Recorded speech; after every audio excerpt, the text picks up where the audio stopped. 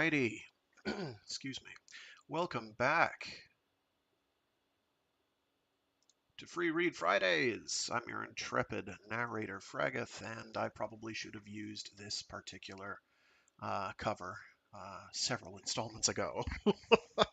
But it's okay. Hi. Oh, hello. People already tuned in. Oh yeah, meetings are important, even when they're not.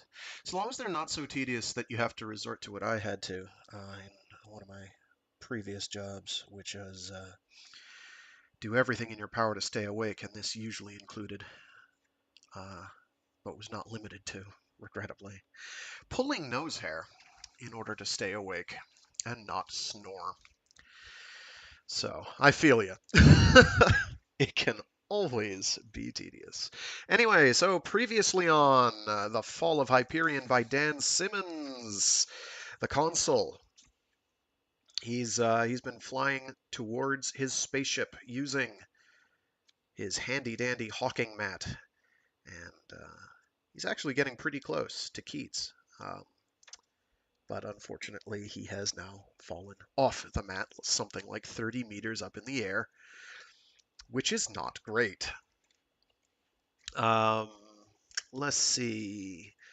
Brawne Lamia is alive, and if not well, because she's got a weird biomechanical implant crammed into her head, she is, however, conscious in the datumplane with her cybrid lover, Johnny Keats. So they're going to go poke around the cybersphere, the data sphere.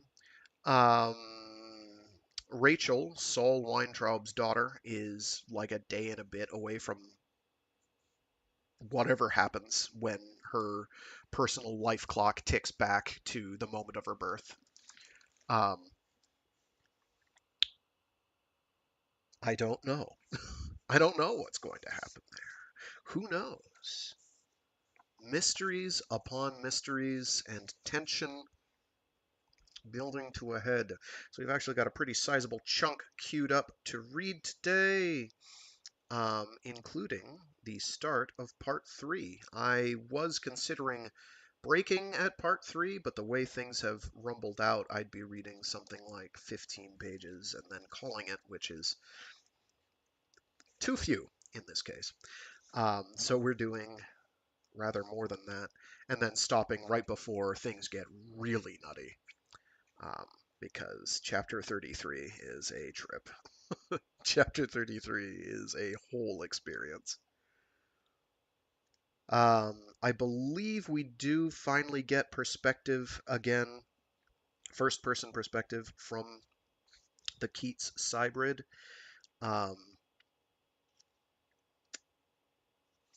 Sometime in this reading segment.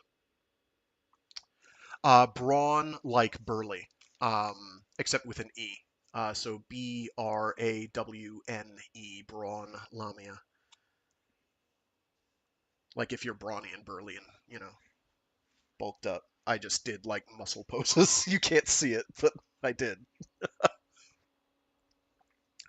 Which she kind of fits, because the Lucians, because it's a high gravity world, tend to be short and stocky.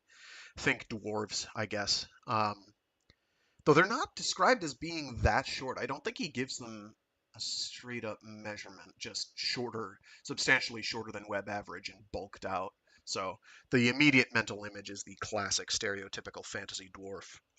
So burly. She's not especially hairy, I don't think. She has curly hair, but I think it's only on her head and not on her face. So it doesn't follow Terry Pratchett dwarven rules. I'd love to read some Pratchett, but that's another example of books that have, on stream, that is. But that's another example of books that have been recorded by people far more talented than I, professionally, and I wouldn't want to detract from that. Probably most of what I've read in the last year or two has largely qualified for that, but I don't care because I think Hyperion is just obscure enough. Um, that because I don't hear it discussed very often. Dune, everybody talks about Dune. Terry Pratchett, everybody talks about Terry Pratchett. Even Ian M. Banks is fairly popular. People generally know, but I don't hear Hyperion mentioned all that frequently in a lot of the circles I have frequented for literature. It pops up now and again, which is good, and I'm always like, hey, that book's great. You should totally read it. It's a great series. It's awesome. Um, but I don't hear it brought up by other people as often as I'd like. Greg Egan is another. Nobody reads Greg Egan. He got a bunch of notoriety with the Clockwork Rocket and the Arrow of Time trilogy, but I'm just kind of like, if I had to introduce Greg Egan to people, I would in no way use that as the way to introduce them to it because that trilogy makes my brain hurt. It's also pretty tedious.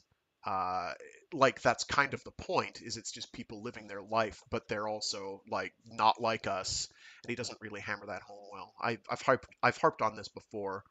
I mean, he does hammer it home pretty well, but it's like you have to have a pretty high tolerance for people who are just like, well, we're a bunch of researchers on a spaceship headed out.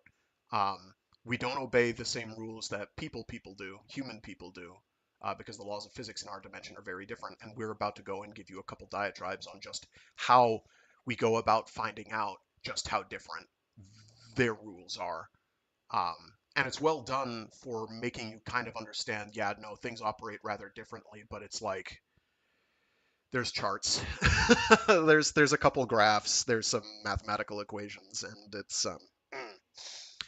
not for the layperson, and it's not easy. It's very good, but it's not easy to get through.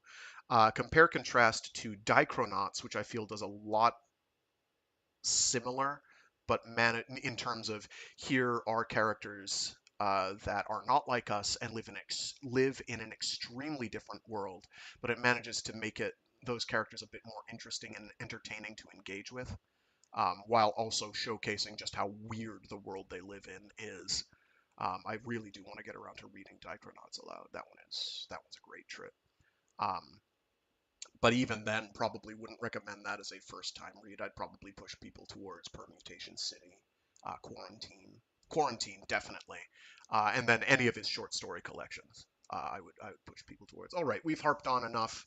Um, we've rambled, so we're gonna get cracking. I think we're up to chapter 29. Yeah, yeah, yeah. Okie dokie. Give me a sec to get some water in me, and we will get cracking.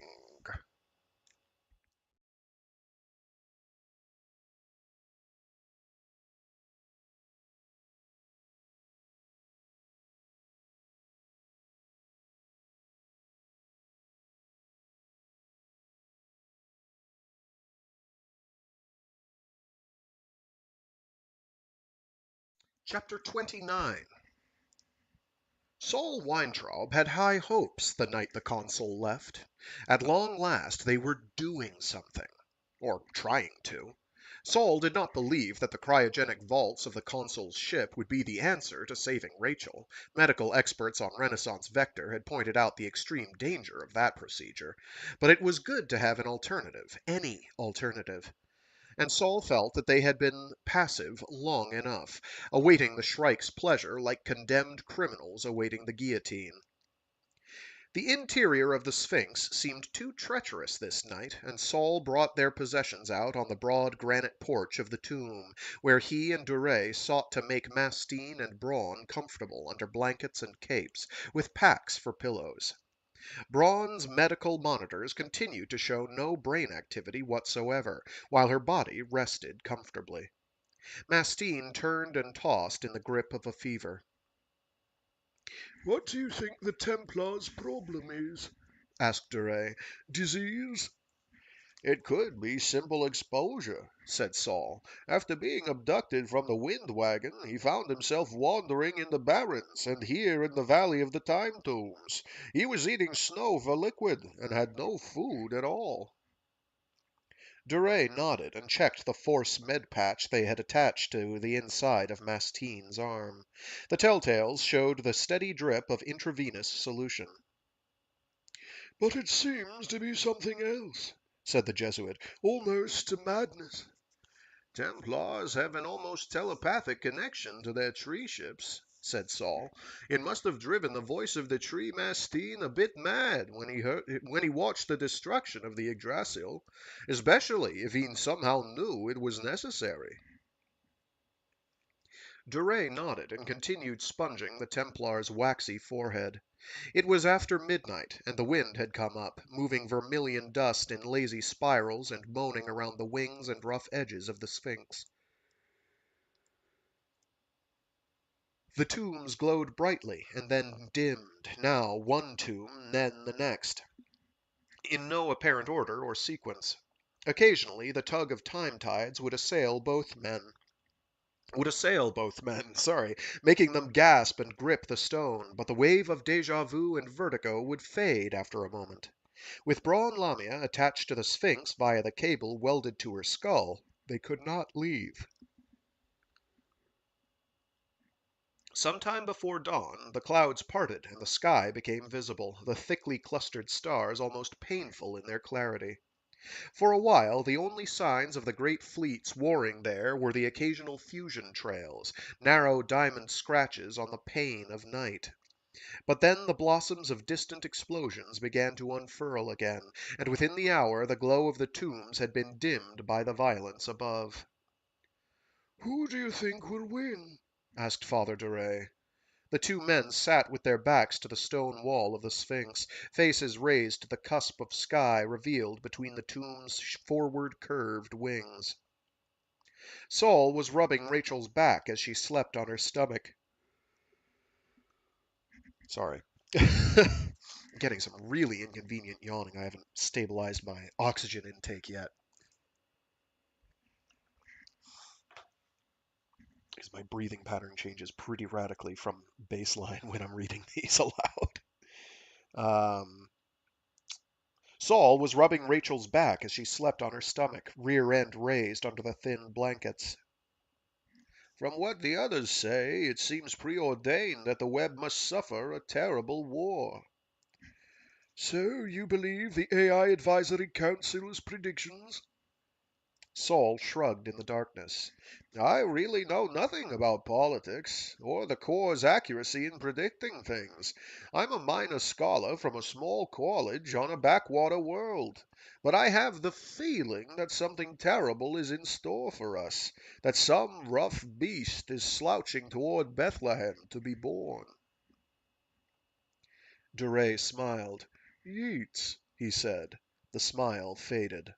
I suspect that this place is the new Bethlehem. He looked down the valley toward the glowing tombs. I spent a lifetime teaching about St. Teilhard's theories of evolution toward the Omega point. Instead of that, we have this human folly in the skies and a terrible Antichrist waiting to inherit the rest. You think that the Shrike is the Antichrist? Father Duray set his elbows on his raised knees and folded his hands. If it's not, we're all in trouble. He laughed bitterly. It wasn't long ago that I would have been delighted to discover an Antichrist. Even the presence of some anti-divine power would have served to shore up my failing belief in any form of divinity. And now? Saul asked quietly. Duray spread his fingers. I, too, have been crucified. Saul thought of the images from Lenar Hoyt's story about Duray, the elderly Jesuit nailing himself to a Tesla tree, suffering the years of pain and rebirth rather than surrender to the cruciform DNA parasite which even now burrowed under the flesh of his chest. Duray lowered his face from the sky. There was no welcome from a heavenly Father, he said slowly, no reassurance that the pain and sacrifice had been worth anything. Only pain. Pain and darkness, and then pain again. Saul's hand stopped moving on his infant's back. And that made you lose your faith? Duray looked at Saul. On the contrary, it made me feel that faith is all the more essential.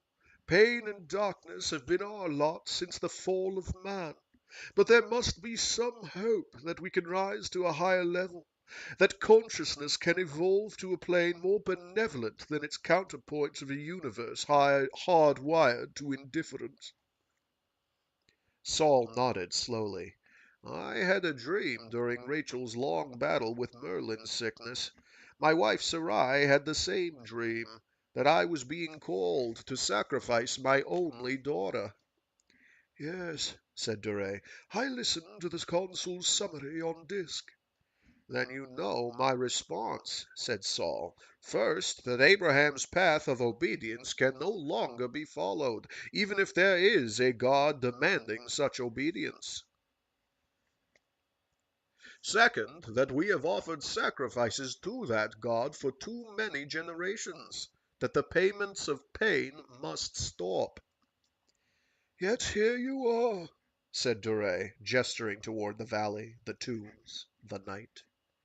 I'm here, agreed Saul, but not to grovel, rather to see what response these powers have to my decision. He touched his daughter's back again. Rachel is a day and a half old now, and growing younger each second. If the Shrike is the architect of such cruelty, I want to face him, even if he is your Antichrist. If there is a God and he has done this thing, I will show the same contempt to him. Have I mentioned that Saul Weintraub is a total badass? I love Saul. He's great. He's just like, nah, I'm determined. I am resolute. I'm going to get through this. If there is a God, I'm gonna give him a piece of my mind. What the hell, buddy? Perhaps we've all shown too much contempt as it is, mused Duray. Saul looked up as a dozen pinpoints of fierce light expanded into ripples and shock waves of plasma explosions far out in space. I wish we had the technology to fight God on an equal basis, he said in low, tight tones, to beard him in his den, to fight back for all of the injustices heaped on humanity, to allow him to alter his smug arrogance or be blown to hell. Father Duray raised one eyebrow and then smiled slightly. I know the anger you feel. The priest gently touched Rachel's head. Let's try to get some sleep before sunrise, shall we? Saul nodded, lay next to his child, and pulled the blanket up to his cheek. He heard Duray whispering something that might have been a soft good night, or perhaps a prayer. Saul touched his daughter, closed his eyes, and slept.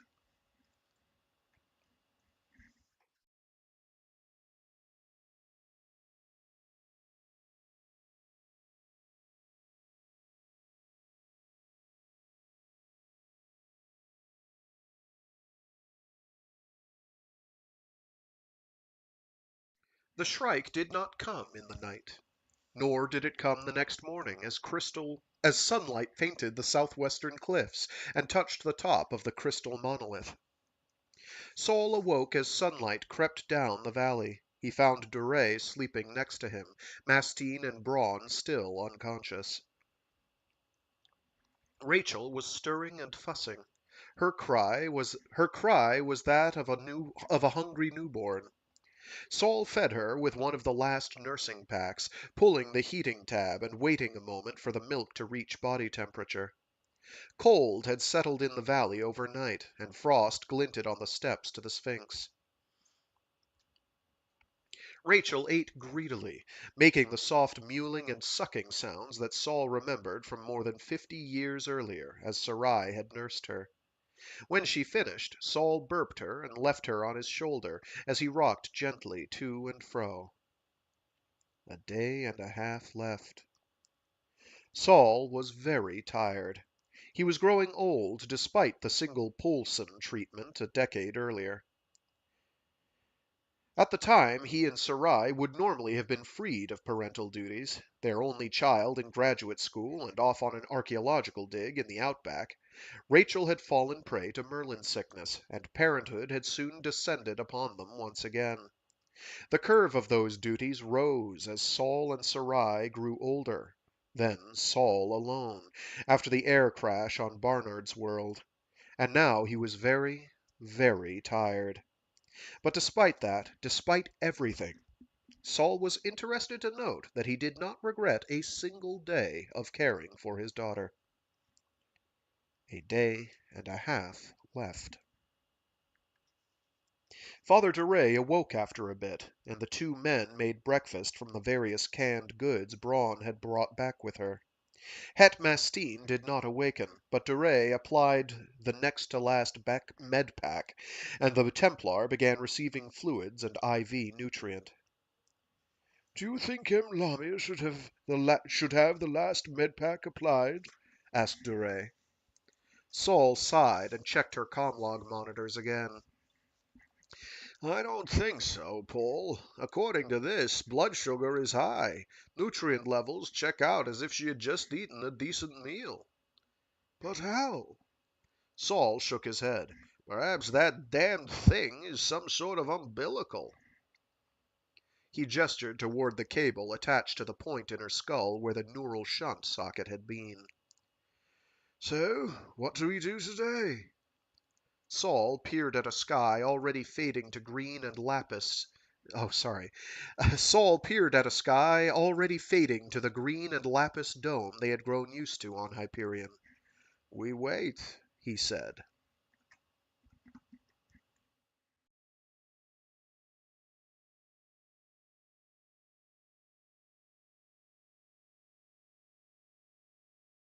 The other reason I am reading Hyperion, of course, is because people requested it. I should make big note of that. I think maybe I wouldn't have gotten around to it without that particular motivation and impetus, because it is very ambitious. I'm very pleased with how well I've done it so far. I don't mind admitting. It's not been perfect, but it's been better than I thought it would be, so I'm pretty happy. I don't like to toot my own horn often, but I've been pretty wowed at how well I've managed to handle this particular book series.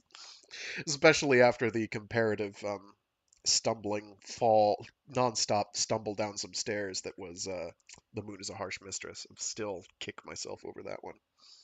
I'm still glad I read it. It's a great book, but I wasn't ready. Het Mastine awoke in the heat of the day, shortly before the sun reached the zenith. The Templar sat straight up and said, "The tree!" Duray hurried up the steps from where he had been pacing below. Saul lifted Rachel from where she lay in shadow near the wall and moved to Mastine's side. The Templar's eyes were focused on something above the level of the cliffs. Saul glanced up, but could see only the paling sky. "The tree!" cried the Templar again, and lifted one roughened hand. Duray restrained the man. "He's hallucinating. He thinks he sees the Yggdrasil, his tree ship." Het Mastine struggled against their hands. "No, not the Yggdrasil," he gasped through parched lips. "The tree! The final tree! The tree of pain!" Both men looked up then, but the sky was clear except for wisps of clouds blowing in from the southwest. At that moment there was a surge of time tides, and both Saul and the priest bowed their heads in sudden vertigo. It passed. Het Mastine was trying to get to his feet. The Templar's eyes were still focused on something far away.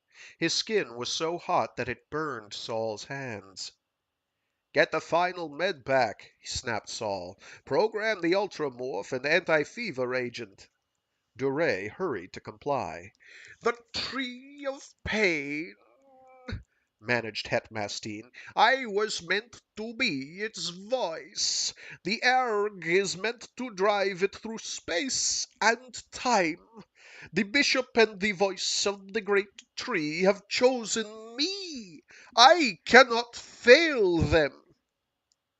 He strained against Saul's arms a second, then collapsed back to the stone porch. "I am the true chosen," he whispered, energy leaving him like air from an emptying balloon. I must guide the tree of pain during the time of atonement. He closed his eyes. Duray attached the final med pack, made sure the monitor was set for Templar quirks in metabolism and body chemistry, and triggered the adrenaline and painkillers. Saul huddled over the robed form. That's not Templar terminology or theology, said Duray. He's using Shrike cult language. The priest caught Saul's eye. That explains some of the mystery, especially from Brawne's tale. For some reason, the Templars have been in collusion with the Church of the Final Atonement, the Shrike cult. Saul nodded, slipped his own comlog on Mastine's wrist, and adjusted the monitor.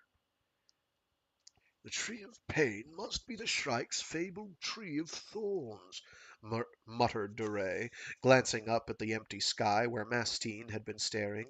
But what does he mean that he and the Erg were chosen to drive it through space and time? Does he really think he can pilot the Shrike's tree the way the Templars do the tree ships? Why? You'll have to ask him in the next life, said Saul tiredly. He's dead. Duray checked the monitors, added Lenar Hoyt's comlog to the array. They tried the MedPack revival stimulants, CPR, and mouth-to-mouth resuscitation. The monitor telltales did not waver. Het Mastine, Templar true voice of the tree and Shrike pilgrim, was indeed dead.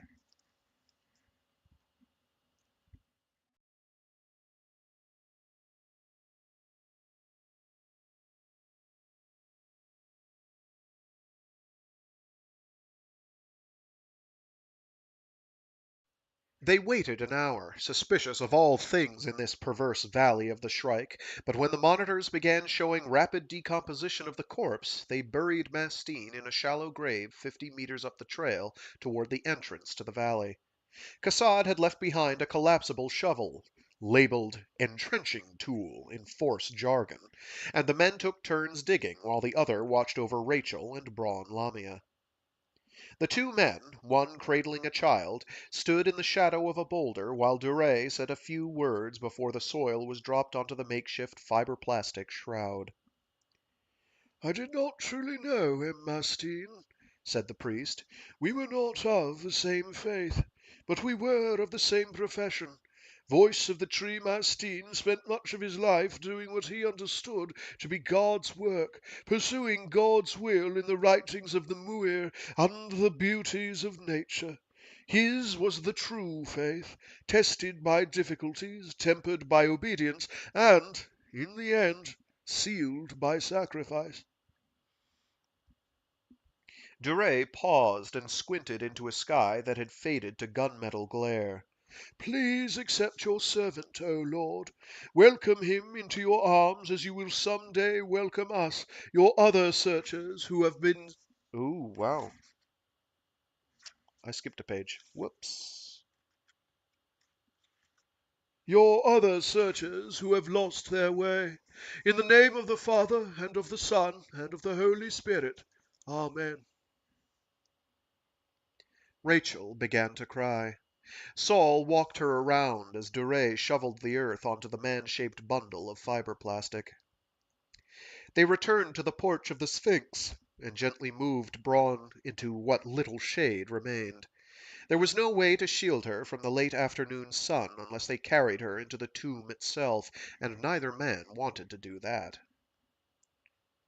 The Consul must be more than halfway to the ship by now, said the priest after taking a long drink of water. The man's forehead was sunburned and filmed with sweat. Yes, said Saul.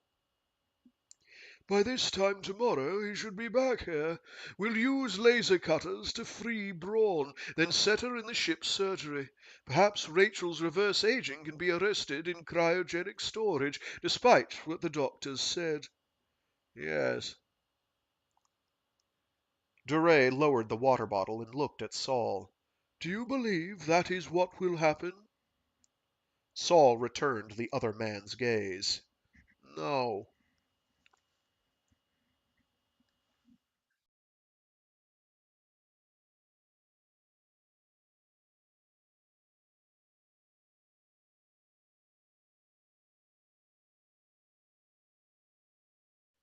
Shadows stretched from the southwestern cliff walls. The day's heat coalesced into a solid thing, then dissipated a bit. Clouds moved in from the south. Rachel slept in the shadows near the doorway. Saul walked up to where Paul de Rey stood staring down the valley and set a hand on the priest's shoulder. What are you thinking about, my friend? De Rey did not turn. I am thinking that if I did not truly believe that suicide was a mortal sin, that I would end things to allow young Hoyt a chance at life. He looked at Saul and showed a hint of a smile. But is it suicide when this parasite on my chest, on his chest then, would some day drag me kicking and screaming to my own resurrection? Would it be a gift to Hoyt, asked Saul quietly, to bring him back to this? De Rey said nothing for a moment. Then he clasped Saul's upper arm. I think that I shall take a walk. Where? Saul squinted out at the thick heat of the desert afternoon. Even with the low cloud cover, the valley was an oven. The priest made a vague gesture. Down the valley. I will be back before too long. Be careful, said Saul, and remember, if the consul runs across a patrol skimmer along the Hooghly, he might be back as early as this afternoon. De Rey nodded, went over to pick up a water bottle and to touch Rachel gently, and then he went down the long stairway of the Sphinx, picking his way slowly and carefully, like an old, old man. Saul watched him leave, becoming a smaller and smaller figure, distorted by heat waves and distance. Then Saul sighed and went back to sit near his daughter.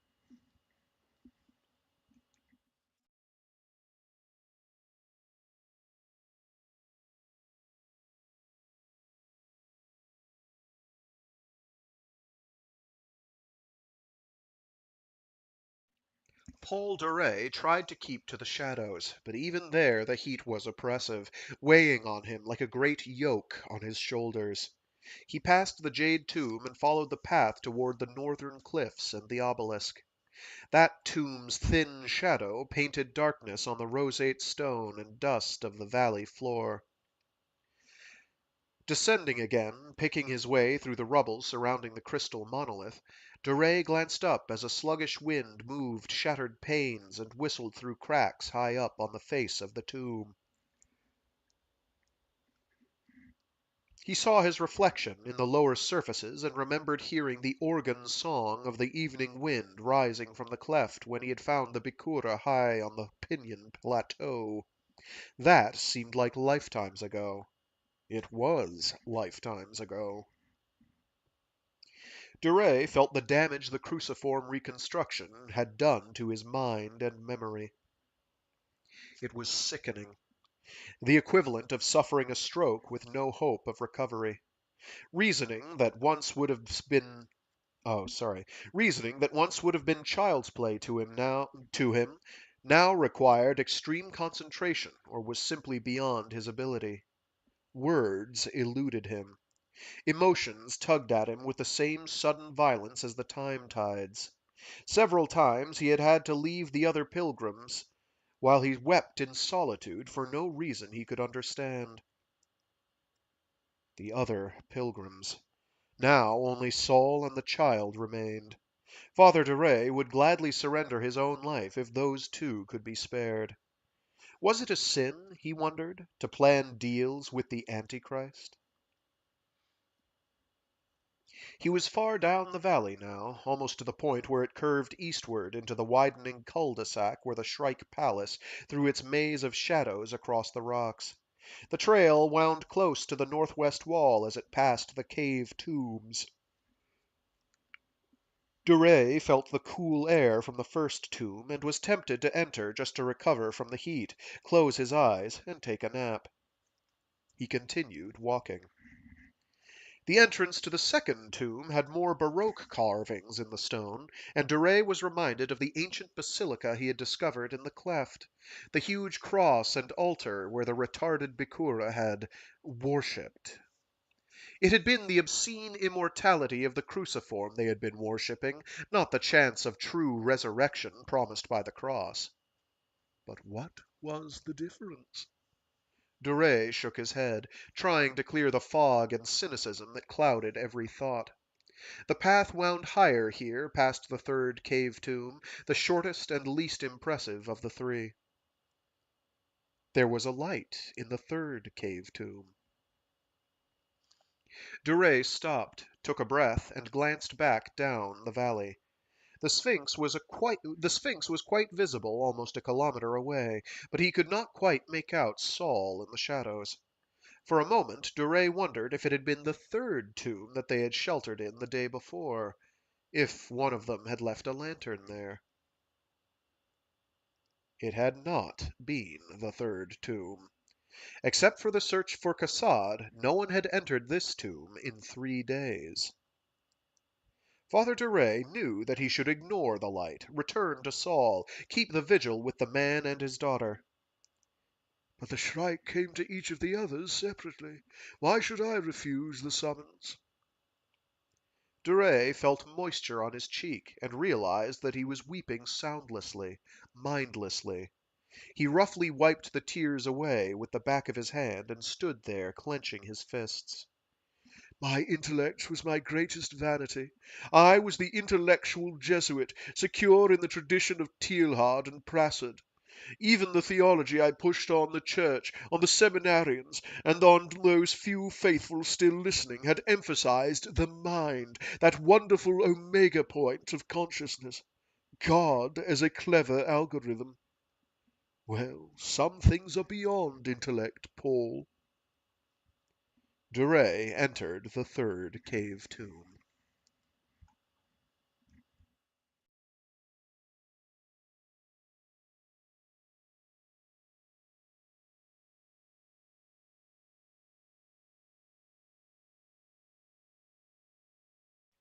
Saul awoke with a start, sure that someone was creeping up on him.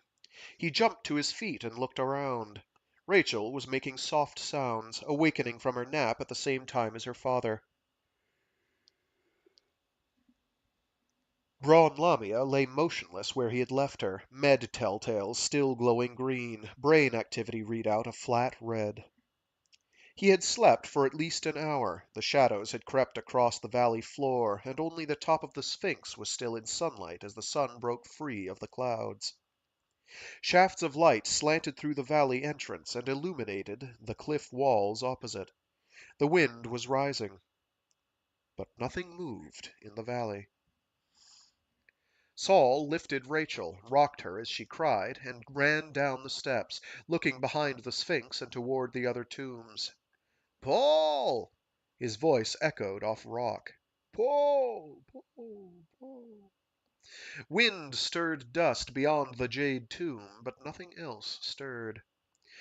Saul still had the feeling that something was sneaking up on him, that he was being watched. Rachel screamed and wriggled in his grasp, her voice the high, thin wail of a newborn.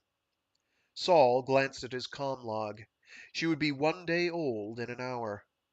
He searched the sky for the Consul's ship, cursed softly at himself, and went back to the entrance to the Sphinx to change the baby's diaper, check on Brawne, pull a nursing pack from his bag, and grab a cloak. The heat dissipated quickly when the sun was gone. In the half hour of twilight remaining, Saul moved quickly down the valley, shouting Duray's name and peering into the tombs without entering. Past the jade tomb where Hoyt had been murdered, its sides already beginning to glow a milky green. Past the dark obelisk, its shadow thrown high on the southeastern cliff wall. Past the crystal monolith, its upper reaches glowing with the last of the day's light, then fading as the sun set somewhere beyond the city of poets.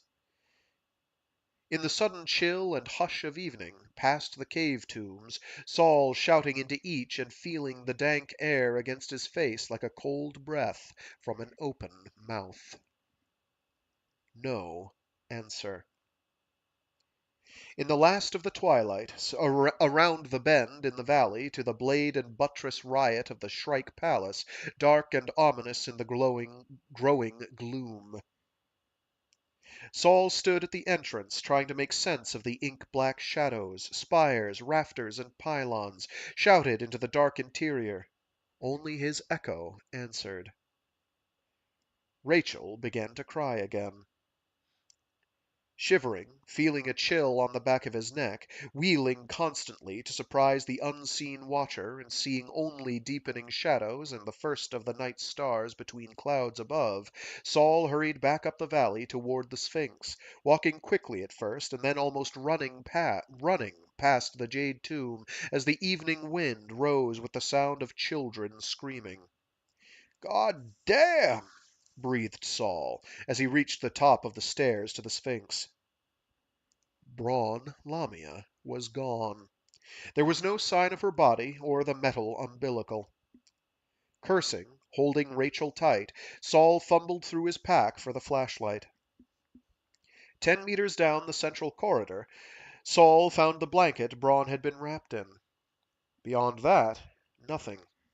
The corridors branched and twisted, now widening, now narrowing, as the ceiling lowered to the point that Saul was crawling, holding the baby in his right arm so that her cheek was next to his. He hated being in this tomb. His heart was pounding so fiercely that he half expected to have a coronary then and there. The last corridor narrowed to nothing. Where the metal cable had snaked into stone, now there was only stone. Saul held the flashlight in his teeth and slapped at the rock, shoved at stones the size of houses as if a secret panel would open, tunnels would be revealed. Nothing. Saul hugged Rachel tighter and began to make his way out, taking several wrong turns, feeling his heart race even more wildly as he thought himself lost. Then they were in a corridor he recognized, then in the main corridor, then out. He carried his child to the bottom of the steps and away from the Sphinx. At the head of the valley he stopped, sat on a low rock, and panted for breath. Rachel's cheek still lay against his neck, and the baby made no sound, no movement other than the soft curl of fingers against his beard. Wind blew in from the barrens behind him, sorry. Clouds opened above and then closed, hiding the stars so that the only light came from the sick glow of the time tombs. Saul was afraid that the wild beating of his heart would frighten the baby, but Rachel continued to curl calmly against him, her warmth a tactile reassurance. Damn, whispered Saul. He had cared for Brawne Lamia. He had cared for all of the pilgrims, and now they were gone. Saul's decades as an academic had preconditioned him to hunt for patterns in events, a moral grain in the accreted stone of experience, but there had been no pattern to events on Hyperion, merely confusion and death. Saul rocked his child and looked out on the barrens, considered leaving this place at once, walking to the dead city or Kronos Keep, walking northwest to the littoral or southeast to where the bridle range intersected the sea. Saul raised a shaky hand to his face and rubbed his cheek. There would be no salvation in the wilderness. Leaving the valley had not saved Martin Silenus. The Shrike had been reported far south of the bridle range, as far south as Endymion and the other southern cities. And even if the monster spared them, starvation and thirst would not. Saul might survive on plants, rodent flesh, and snow melt from the high places. But Rachel's supply of milk was limited, even with the supplies Brawne had brought back from the keep. Then he realized that the milk supply did not matter. I'll be alone in less than a day. Saul stifled a moan as the thought struck him. His determination to save his child had brought him across 2.5 decades and 100 times that many light years. His resolve to return Rachel's life and health to her was an almost palpable force, a fierce energy which he and Sarai had shared, and which he had kept alive the way a temple priest preserves the sacred temple flame. No, by God, there was a pattern to things, a moral underpinning to this platform of seemingly random events, and Saul Weintraub would wager his and his daughter's lives on that belief. Saul stood, walked slowly down the trail to the Sphinx, climbed the stairs, found a therm cloak and blankets, and made a nest for the two of them on the highest step as Hyperion winds howled and the time tombs glowed more brightly. Rachel lay on his chest and stomach, her cheek on his shoulder, her tiny hands curling and uncurling as she released the world for the land of infant sleep. Saul heard her gentle breathing as she moved into deep slumber, heard the soft sound as she blew tiny bubbles of saliva. After a while, he released his own hold on the world and joined her in sleep.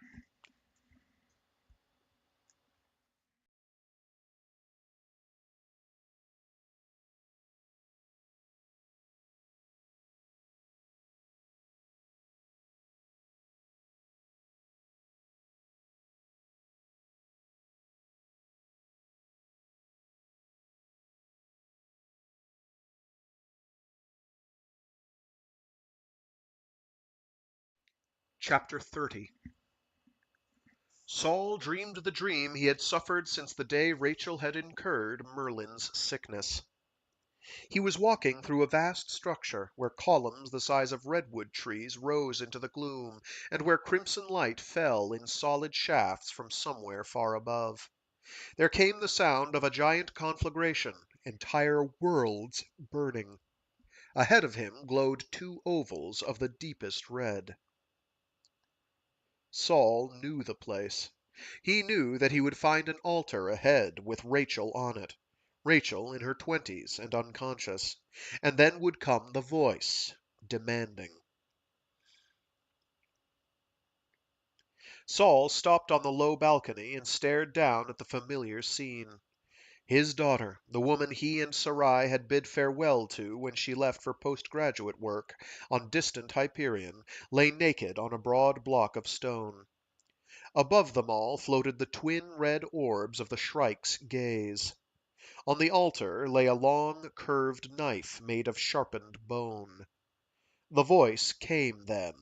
Saul, take your daughter, your only daughter, Rachel, whom you love, and go to the world called Hyperion, and offer her there as a burnt offering at one of the places of which I shall tell you.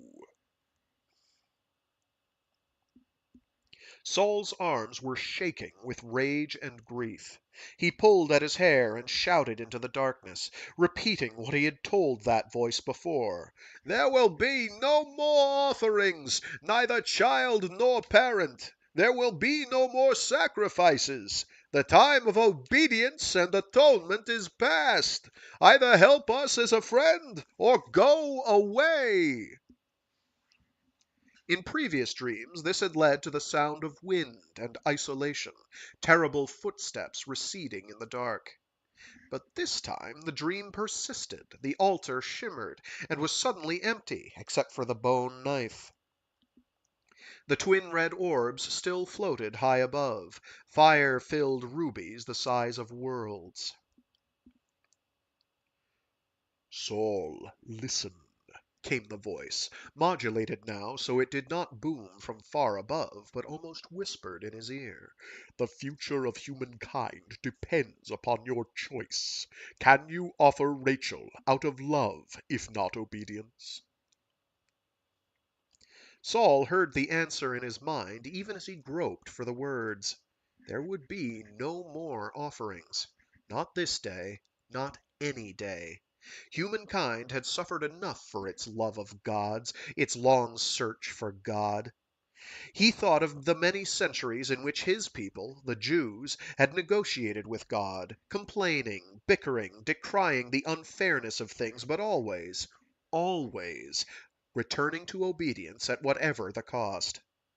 Generations dying in the ovens of hatred. Future generations scarred by the cold fires of radiation and renewed hatred. And renewed hatred. Not this time. Not ever again. Say yes, Daddy. Saul started at the touch of a hand on his. His daughter, Rachel, stood next to him, neither infant nor adult, but the 8-year-old he had known twice, aging and growing backward through that age with Merlin sickness. Rachel, with her light brown hair tied back in a simple braid, short form soft in washed denim play tunic and kid sneakers. Saul took her hand, gripping as tightly as he could without hurting her, feeling the returned grip. This was no illusion, no final cruelty of the Shrike. This was his daughter. Say yes, Daddy.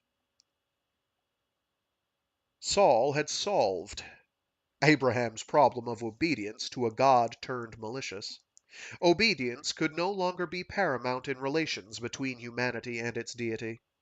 But when the child, chosen as sacrifice, asked for obedience to that god's whim, Saul went to one knee next to his daughter and opened his arms. Rachel. She hugged him with the energy he remembered from countless such hugs, her chin high over his shoulder, her arms fierce in their intensity of love. She whispered in his ears, Please, Daddy, we have to say yes. Saul continued to hug her, feeling her thin arms around him and the warmth of her cheek against his. He was crying silently, feeling the wetness on his cheeks and in his short beard, but unwilling to release her for even the second it would take to wipe the tears away. I love you, Daddy, whispered Rachel. He rose then, wiped his face with a swipe of the back of his hand, and with Rachel's left hand still firmly in his, began the long descent with her toward the altar below.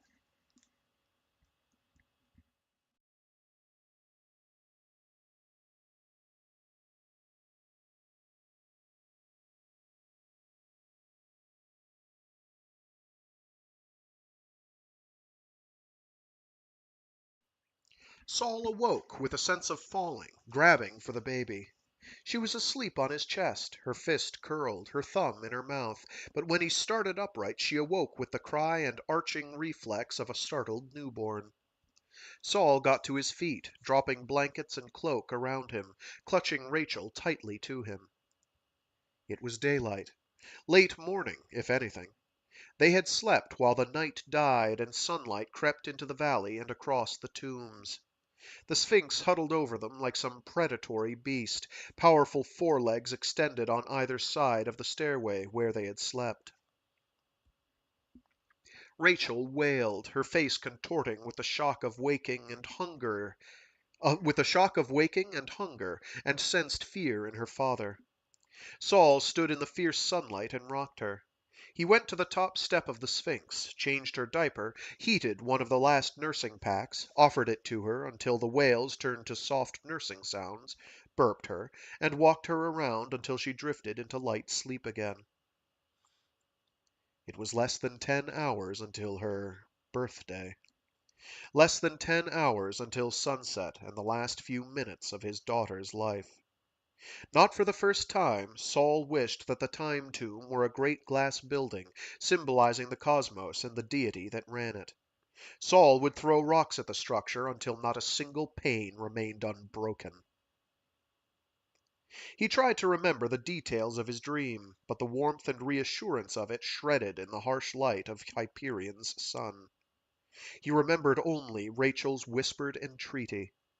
The thought of offering her to the Shrike made Saul's stomach ache with horror. It's all right, he whispered to her as she twitched and sighed toward the treacherous haven of sleep once again. It's all right, kiddo. The Consul ship will be here soon. The ship will come any minute.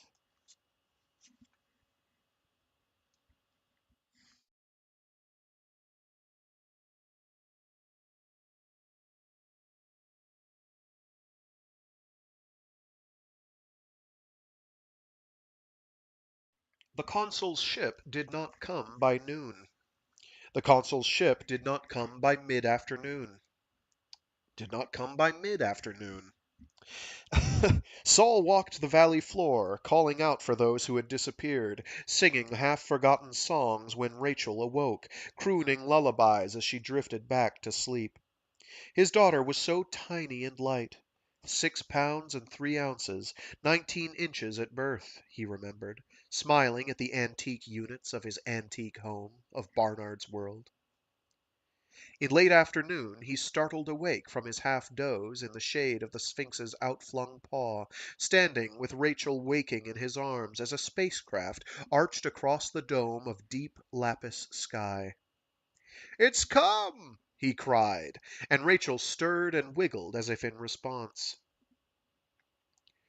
A line of blue fusion flame glowed with that daylight intensity reserved to spacecraft in atmosphere.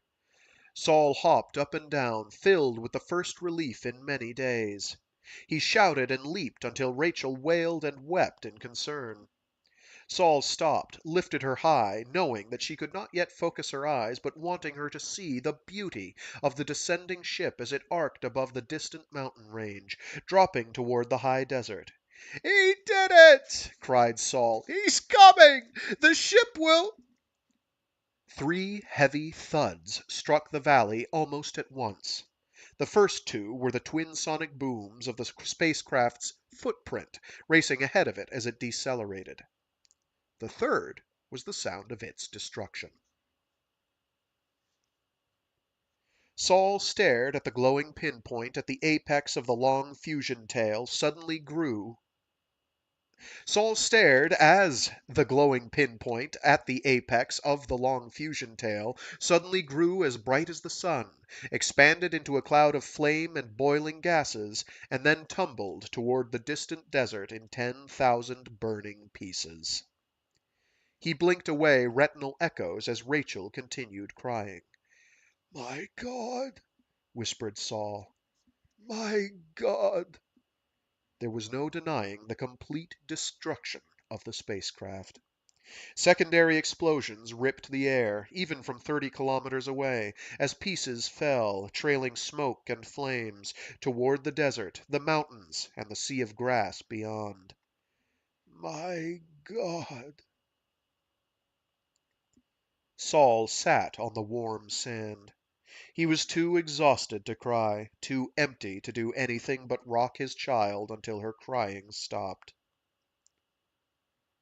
10 minutes later, Saul looked up as 2 more fusion trails burned the sky. These headed south from the zenith. One of these exploded, too distant for sound to reach him. The second one dropped out of sight below the southern cliffs, beyond the bridle range. "Perhaps it was not the consul," whispered Saul. "It could be the Ouster invasion. Perhaps the consul's ship will still come for us." But the ship did not come by late afternoon. It had not come by the time the light of Hyperion's small sun shone on the cliff wall, shadows reaching for Saul on the highest step of the Sphinx. It did not come when the valley fell in shadow. Rachel was born less than 30 minutes from this second. Saul checked her diaper, found her dry, and fed her from the last nursing pack. As she ate, she looked up at him with great, dark eyes, seemingly searching his face. Saul remembered the first few minutes he had held her while Sarai rested under warmed blankets. The baby's eyes had burned into him then with these same questions and startlement at finding such a world.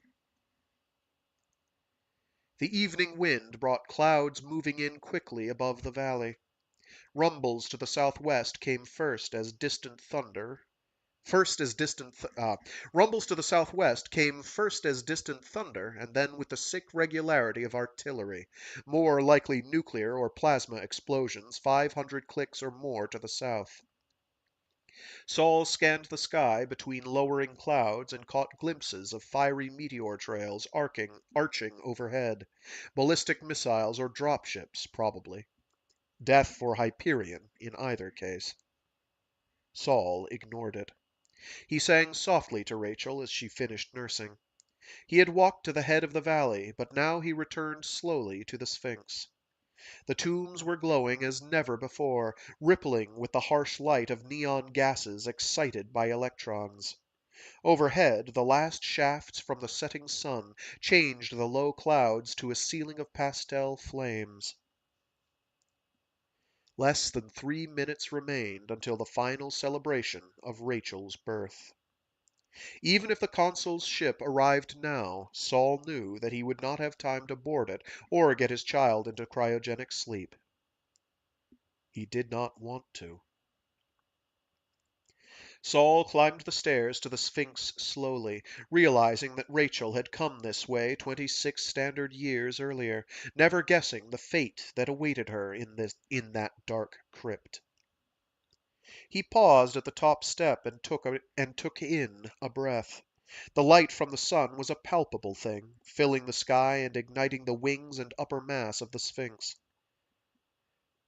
The tomb itself seemed to be releasing the light it had stored, like the rocks in Hebron's desert, where Saul had wandered in the wilderness years before, seeking enlightenment and finding only sorrow.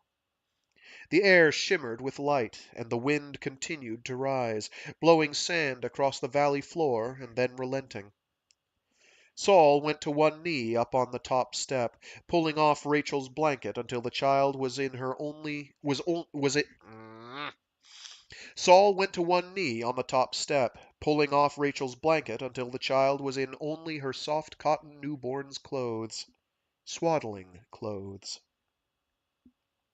Rachel wiggled in his hands. Her face was purple and slick, her hands tiny and red with the effort of clenching and unclenching. Saul remembered her exactly like this as the doctor handed the infant to Saul, as he stared at his newborn daughter as he was staring now, then set her on Sarai's stomach so the mother could see. Ah, God! Breathed Saul, and dropped to his other knee, truly kneeling now. The entire valley quivered as if to an earthquake tremor. Saul could vaguely hear the explosions continuing far to the south. But of more immediate concern now was the terrible glow from the Sphinx.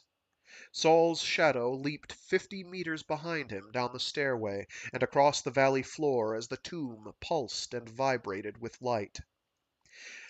Out of the corner of his eye, Saul could see the other tombs glowing as brightly, huge Baroque reactors in their final seconds before meltdown. The entrance to the Sphinx pulsed blue, then violet, then a terrible white. Behind the Sphinx, on the wall of the plateau above the Valley of the Time tombs, an impossible tree shimmered into existence, its huge trunk and sharp steel branches rising into the glowing clouds and above. Saul glanced quickly, saw the 3-meter thorns and the terrible fruit they bore, and then he looked back at the entrance to the Sphinx. Somewhere the wind howled and thunder rumbled. Somewhere vermilion dust blew like curtains of dried blood in the terrible light from the tombs. Somewhere voices cried out and a chorus shrieked. Saul ignored all this. He had eyes only for his daughter's face and, beyond her, for the shadow that now filled the glowing entrance to the tomb. The Shrike emerged. The thing had to bend to allow its 3-meter bulk and steel blades to clear the top of the doorway. It stepped onto the top porch of the Sphinx and moved forward, part creature, part sculpture, walking with the terrible deliberation of nightmare.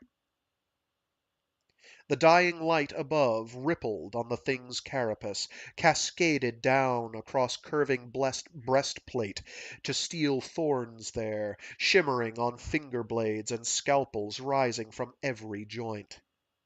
Saul hugged Rachel to his chest and stared into the multifaceted red furnaces that passed for the Shrike's eyes. The sunset faded into the blood-red glow of Saul's recurrent dream. The Shrike's head turned slightly, swiveling without friction, rotating 90 degrees right, 90 degrees left, as if the creature were surveying its domain. The Shrike took 3 steps forward, stopping less than 2 meters from Saul. The thing's 4 arms twisted and rose, finger blades uncurling. Saul hugged Rachel tightly to him. Her skin was moist, her face bruised and blotched with the exertions of birth. Seconds remained. Her eyes tracked separately, seemed to focus on Saul. "Say yes, Daddy." Saul remembered the dream. The Shrike's head lowered until the ruby eyes in that terrible hood stared at nothing but Saul and his child. The quick silver jaws parted slightly, showing layers and levels of steel teeth. 4 hands came forward, metallic palms up, pausing 1/2 meter from Saul's face. "Say yes, Daddy." Saul remembered the dream, remembered his daughter's hug, and realized that in the end, when all else is dust, loyalty to those we love is all we can carry with us to the grave. Faith, true faith, was trusting in that love. Saul lifted his newborn and dying child, seconds old, shrieking now with her first and last breath, and handed her to the Shrike. The absence of her weight struck Saul with a terrible vertigo. The Shrike lifted Rachel, stepped backward, and was enveloped in light. Behind the Sphinx, the tree of thorns ceased shimmering, shifted into phase with now, and came into terrible focus. Saul stepped forward, arms imploring, as the Shrike stepped back into the radiance and was gone. Explosions rippled the clouds and slammed Saul to his knees with shock waves of pressure. Behind him, around him, the time tombs were opening.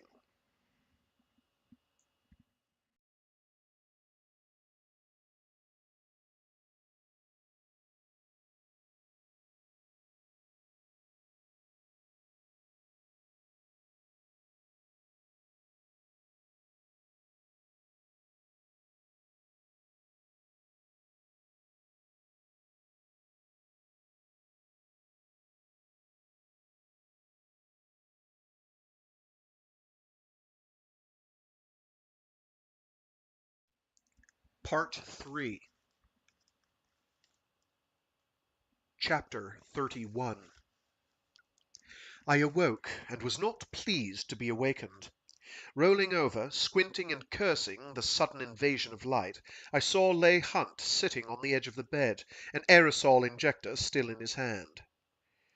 "You took enough sleeping pills to keep you in bed all day," he said. "Rise and shine." I sat up, rubbed the morning stubble on my cheeks, and squinted in Hunt's direction. "Who the hell gave you the right to enter my room?" The effort of speaking started me coughing, and I did not stop until Hunt returned from the bathroom with a glass of water. "Here." I drank, vainly trying to project anger and outrage between spasms of coughing. The remnants of dreams fled like morning mists. I felt a terrible sense of loss descend. "Get dressed," said Hunt, standing. "The CEO wants you in her chambers in 20 minutes. While you've been sleeping, things have been happening." What things? I rubbed my eyes and ran fingers through my tousled hair. Hunt smiled tightly. "Access the datasphere, then get down to Glidestone's chambers soonest. 20 minutes, Severn." He left. I accessed the datasphere.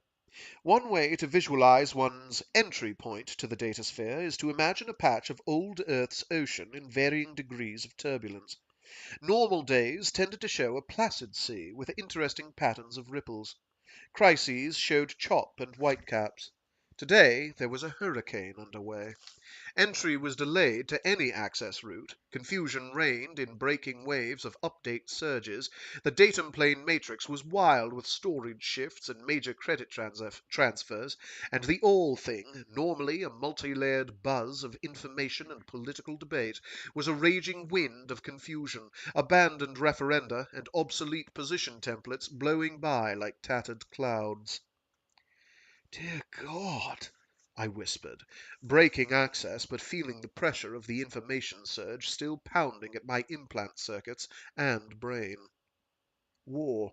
Surprise attack. Imminent destruction of the web. Talk of impeaching Gladstone. Riots on a score of worlds. Shrike cult uprisings on Lucis. The Force fleet abandoning Hyperion system in a desperate rearguard action, but too late, too late. Hyperion already under attack. Fear of Farcaster incursion. I rose, ran naked to the shower, and sonicked in record time. Hunt or someone had laid out a formal grey suit and cape, and I dressed in a hurry, brushing back my wet hair so that damp curls fell to my collar. It wouldn't do to keep the CEO of the hegemony of man waiting. Oh no, that wouldn't do at all.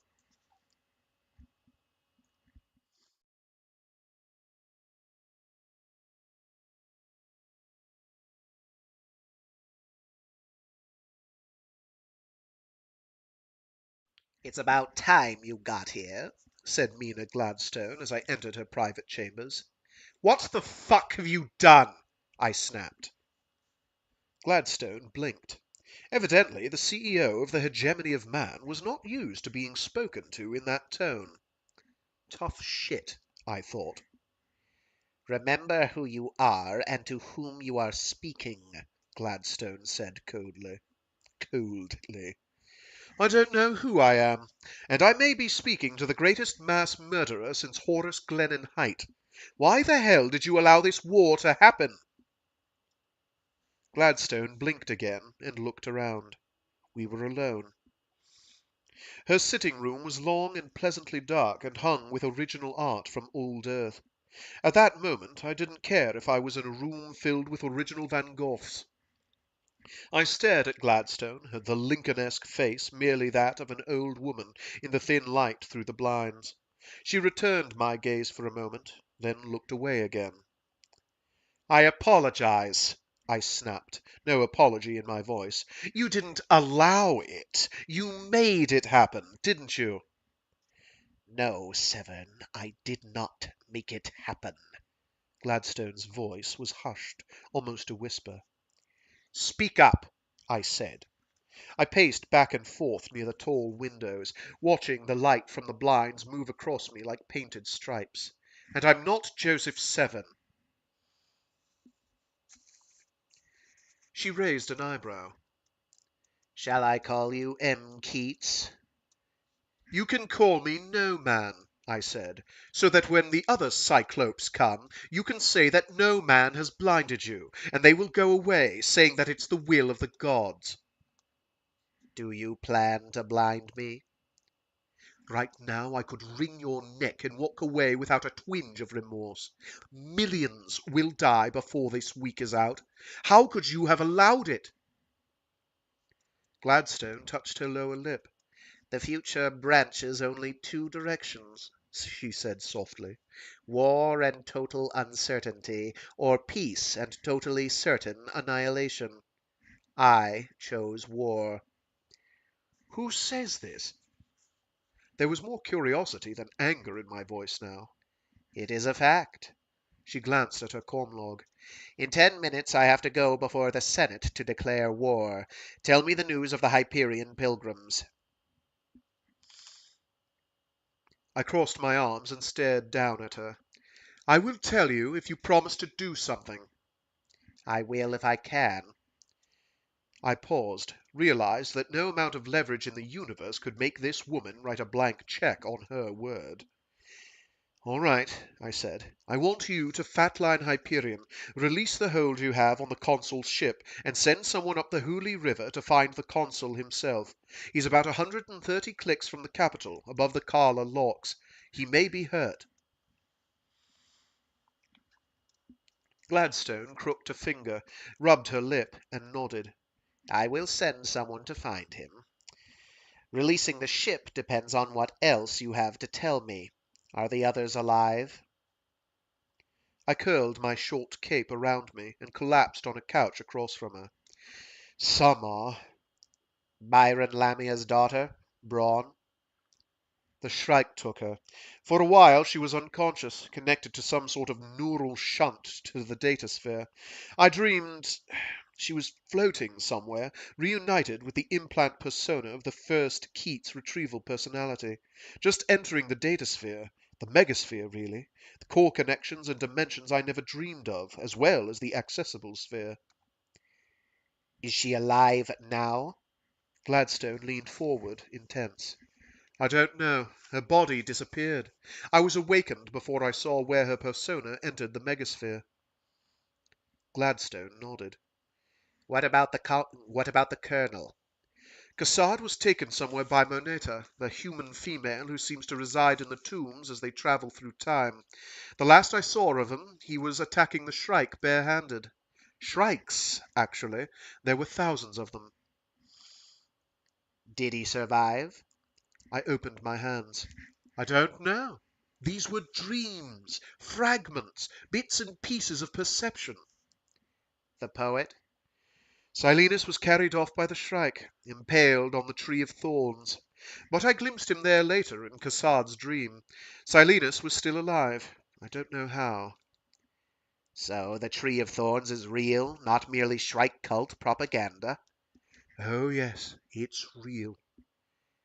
And the consul left, tried to return to the capital? He had his grandmother's hawking mat. It worked all right until he reached the place near Carla Lorx I mentioned. It, and he, fell into the river. I preempted her next question. I don't know if he survived. And the priest, Father Hoyt? The cruciform brought him back as Father de Rey. Is it Father de Rey, or a mindless duplicate? It's de Rey, I said, but damaged, discouraged. And he is still in the valley? No, he disappeared in one of the cave tombs. I don't know what happened to him. Gladstone glanced at her comlog. I tried to imagine the confusion and chaos which reigned in the rest of the building, this world, in the web. The CEO obviously had retreated here for 15 minutes prior to her speech to the Senate. It might be the last such solitude she would see for the next several weeks. Perhaps ever. Captain Mastine? Dead. Buried in the valley. She took a breath. And Weintraub and the child? I shook my head. I dreamed things out of sequence, out of time. I think it's already happened, but I'm confused. I looked up. Gladstone was waiting patiently. The baby was only a few seconds old when the Shrike came, I said. Saul offered her to the thing. I think it took her into the Sphinx. The tombs were glowing very brightly. There were other Shrikes emerging. The tombs have opened, then? Yes. Gladstone touched her comlog. Lay, have the duty officer in the communications center contact Theo Lane and the necessary force people on Hyperion. Release the ship we have in quarantine. Also, Lay, tell the Governor General that I will have a personal message for him in a few minutes. The instrument chirped, and she looked back at me. Is there anything else from your dreams? Images, words. I don't understand what's going on. Those are the high points. Gladstone smiled slightly. Are you aware that you are dreaming events beyond the range of the other Keats persona's experience? I said nothing, stunned with the shock of what she said. My contact with the Pilgrims had been possible through some core-based connection to the persona implant in Bronze's Schroen loop. Through it and the primitive datasphere they had shared. But the persona had been liberated, the datasphere destroyed by separation and distance. Even a fatline transmitter, Sorry, even a fat-line receiver cannot receive messages when there is no transmitter. Gladstone's smile disappeared. Can you explain this? No, I looked up. Perhaps they were only dreams. Real dreams. She stood. Perhaps we'll know when and if we find the Consul, or when his ship arrives in the valley. I have 2 minutes before I appear to the Senate. Is there anything else? A question, I said. Who am I? Why am I here? The slight smile again. We all ask those questions, M. Keats. I'm serious. I think you know better than I. The Corps sent you to be my liaison with the pilgrims, and to observe. You are, after all, a poet and an artist. I made a noise and stood. We walked slowly to the private Farcaster portal that would take her to the Senate floor. What good does observation do when it's the end of the world? Find out, said Gladstone. Go see the end of the world. She handed me a microcard for my comlog. I inserted it, glanced at the disk key. It was a universal authorization chip, allowing me access to all portals, public, private, or military. It was a ticket to the end of the world. I said, "What if I get killed?" Then we will never hear the answers to your questions, said CEO Gladstone. She touched my wrist fleetingly, turned her back, and stepped through the portal. For a few minutes I stood alone in her chambers, appreciating the light and silence and art. There was a Van Gogh on one of the walls, worth more than most planets could pay. It was a painting of the artist's room at Arles. Madness is not a new invention. After a while I left, let my comlog memory guide me through the maze of Government House until I found the central Farcaster Terminex, and stepped through to find the end of the world.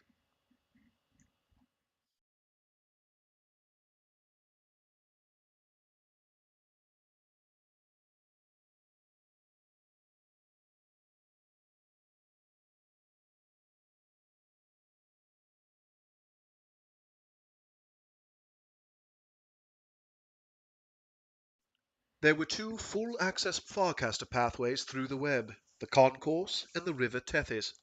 I cast to the Concourse, with a half-kilometre strip of Tsingtao-Xishuangpanna connected to New Earth and the short seaside strip of Nevermore.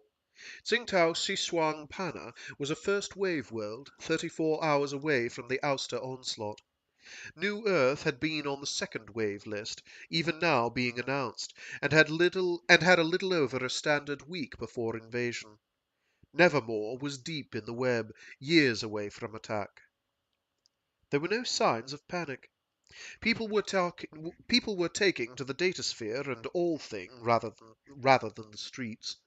Walking the narrow lanes of Tsingtao, I could hear Gladstone's voice from 1,000 receivers and personal comlogs, a strange verbal undertone to the shouts of street vendors and hiss of tires on wet pavement as electric rickshaws hummed overhead on the transport levels. As another leader told his people on the eve of attack almost 8 centuries ago, I have nothing to offer but blood, toil, tears, and sweat. You ask, what is our policy? I say to you, it is to wage war in space, on land, in the air, by sea, wage war with all our might and with all the strength justice and right can give us. That is our policy. There were force troops near the translation zone between Tsingtao and Nevermore, but the flow of pedestrians seemed normal enough. I wondered when the military would commandeer the pedestrian mall of the concourse for vehicular traffic, and if it would be headed toward the front or away. I stepped through to Nevermore. The streets were dry there, except for the occasional spray from the ocean 30 meters below the stone ramparts of the concourse. The sky was its usual tones of threatening ochre and grey, ominous twilight in the middle of the day. Small stone shops glowed with light and merchandise. I was aware that the streets were emptier than usual, people standing in shops or sitting on stone walls or benches, heads bowed and eyes distracted as they listened. You ask, what is our aim? I answer in one word. It is victory. Victory at all costs. Victory in spite of all terror. Victory, however long and hard the road may be. For without victory, there is no survival. The lines at Edgartown's main terminus were short. I coded for Mare Infinitus and stepped through. The skies were their usual cloudless green, the ocean beneath the float city a deeper green. Kelp farms floated to the horizon. The crowds this far from the concourse were even smaller. The boardwalks were almost empty, some shops closed. A group of men stood near a kipboat dock and listened to an antique fatline receiver. Gladstone's voice was flat and metallic in the sea-rich air. Even now, units of force move relentlessly to their stations, firm in their resolve and confident in their ability to rescue not only the threatened worlds, but all of the hegemony of man from the foulest and most soul-destroying tyranny ever to stain the annals of history. Mare Infinitus was 18 hours from invasion. I looked skyward, half expecting to see some sign of the enemy swarm, some indication of orbital defenses, spaceborne troop movements. There was only the sky, the warm day, and the gentle rocking of the city on the sea. Heaven's Gate was the first world on the list of invasion. I stepped through the mudflat VIP portal and looked down from Rifkin Heights at the beautiful city which belied its name. It was deep night, so late the mech street sweepers were out, their brushes and sonics humming against cobblestone. But here there was movement, long lines of silent people at the Rifkin Heights public terminex, and even longer lines visible below at the promenade portals. Local police were in evidence, tall figures in brown impact overalls, but if force units were rushing to reinforce this area, they were invisible. The people in the lines were not local residents. The Rifkin Heights and Promenade landowners almost certainly had private portals, but looked to be workers from the reclamation projects many clicks out beyond the fern forest and parks. There was no panic and very little conversation. The lines filed past with the patient stoicism of families shuffling toward a theme park attraction. Few carried anything larger than a travel bag or backpack. Have we attained such equanimity, I wondered, that we handle ourselves with dignity even in the face of invasion? Heaven's Gate was 13 hours out from H hour. I keyed my comlog to the all thing. If we can meet this threat, then worlds we love may remain free, and the life of the web may move forward into the sunlit future. But if we fail, then the whole web, the hegemony, everything we have known and cared for, will sink into the abyss of a new dark age made infinitely more sinister and protracted by the lights of science perverted and human freedom denied. Let us therefore brace ourselves to our duties, and so bear ourselves that if the hegemony of man and its protectorate and allies were to last 10,000 years, humankind will still say, this was their finest hour. Somewhere in the silent, fresh-smelling city below, shooting began. First came the rattle of flechette guns, then the deep hum of anti-riot stunners, then screams and the sizzle of weapon lasers. The crowd on the promenade surged forward toward the terminex, but riot police emerged from the park, switched on powerful halogen searchlights which bathed the crowd in glare, and began ordering them through bullhorns to resume lines or disperse. The crowd hesitated, surged back and forth like a jellyfish caught in tricky currents, and then, spurred on by the sound of firing, louder and closer now, surged forward toward the portal platforms. The riot cops fired tear gas and vertigo canisters. Between the mob and the Farcaster, violet interdiction fields whined into existence.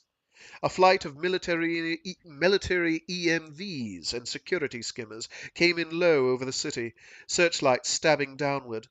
One of the beams of light caught me, held me until my comlog winked at an interrogation signal, and then moved on.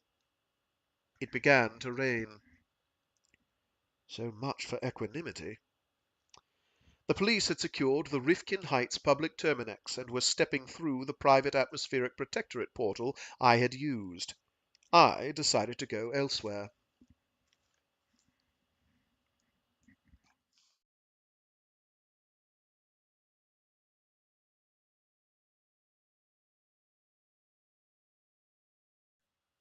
There were force commandos guarding the halls of Government House, screening the Farcaster arrivals despite the fact that this portal was one of the most difficult to access in the web.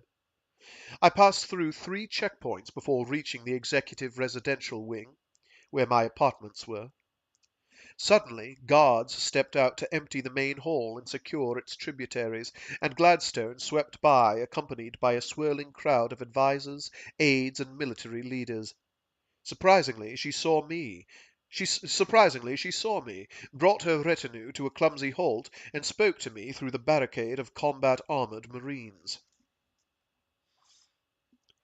How did you like the speech, M. No Man? Fine, I said. Stirring. And stolen from Winston Churchill, if I'm not mistaken. Gladstone smiled and shrugged slightly. If one is to steal, steal from the forgotten masters. The smile faded. What is the news from the frontier? The reality is just beginning to sink in, I said. Expect panic. I always do, said the CEO. What news have you from the pilgrims? I was surprised. The pilgrims? I haven't been dreaming. The current of Gladstone's retinue and impending events began to sweep her away down the hall. Perhaps you no longer need to sleep to dream, she called. Try it. I watched her go, was released to seek out my suite, found the door, and turned away in disgust with myself. I was retreating in fear and shock from the terror descending on us all. I would be quite happy to lie in bed, avoiding sleep, the covers pulled tight to my chin, while I wept for the web, for the child Rachel, and for myself. I left the residential wing and found my way out to the central garden, wandering down gravelled paths. Tiny micro-remotes buzzed like bees through the air, one pacing me as I passed through the rose garden, into the area where a sunken path twisted through steamy tropical plants, and into the old earth section near the bridge. I sat on the stone bench where Gladstone and I had talked. Perhaps you no longer need to sleep to dream. Try it. I pulled my feet up on the bench, touched my chin to my knees, set fingertips against my temples, and closed my eyes.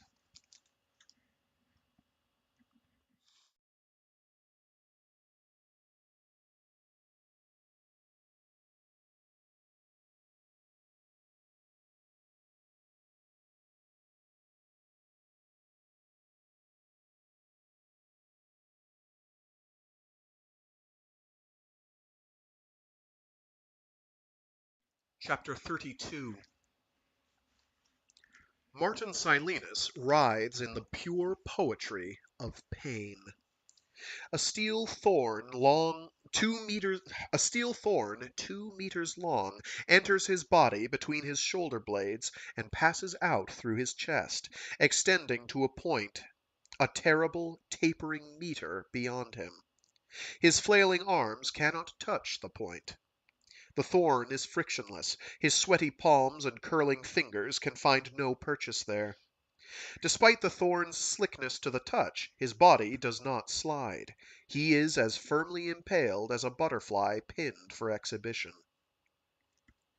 There is no blood.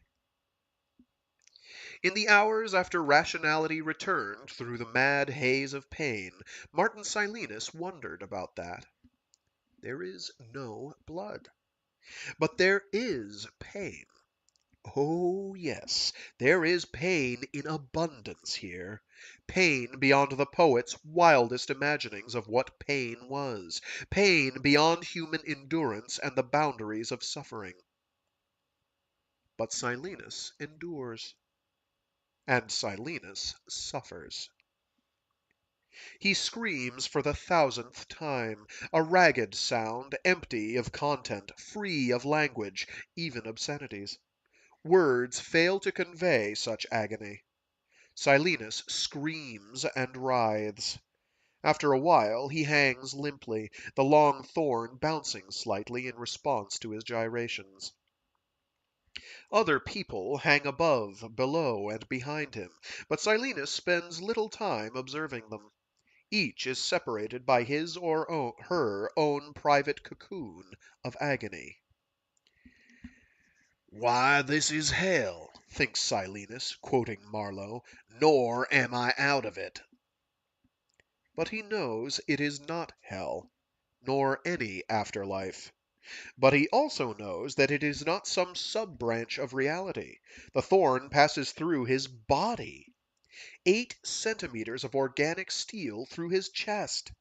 But he has not died. He does not bleed. This place was somewhere and something, but it was not hell, and it was not living. Time was strange here. Silenus had known time to stretch and slow before. The agony of the exposed nerve in the dentist's chair, the kidney stone pain in the med clinic waiting room. Time could slow, seem not to move as the hands of an outraged biological clock stood still in shock. But time did move then. The root canal was finished. The ultramorph finally arrived, took effect. But here the very air is frozen in the absence of time. Pain is the curl and foam of a wave that does not break. Silenus screams in anger and pain, and writhes upon his thorn. "God damn!"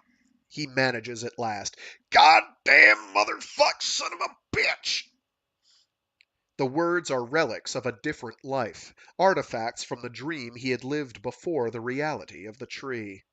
Silenus only half remembers that life, as he only half remembers the Shrike carrying him here, impaling him here, leaving him here.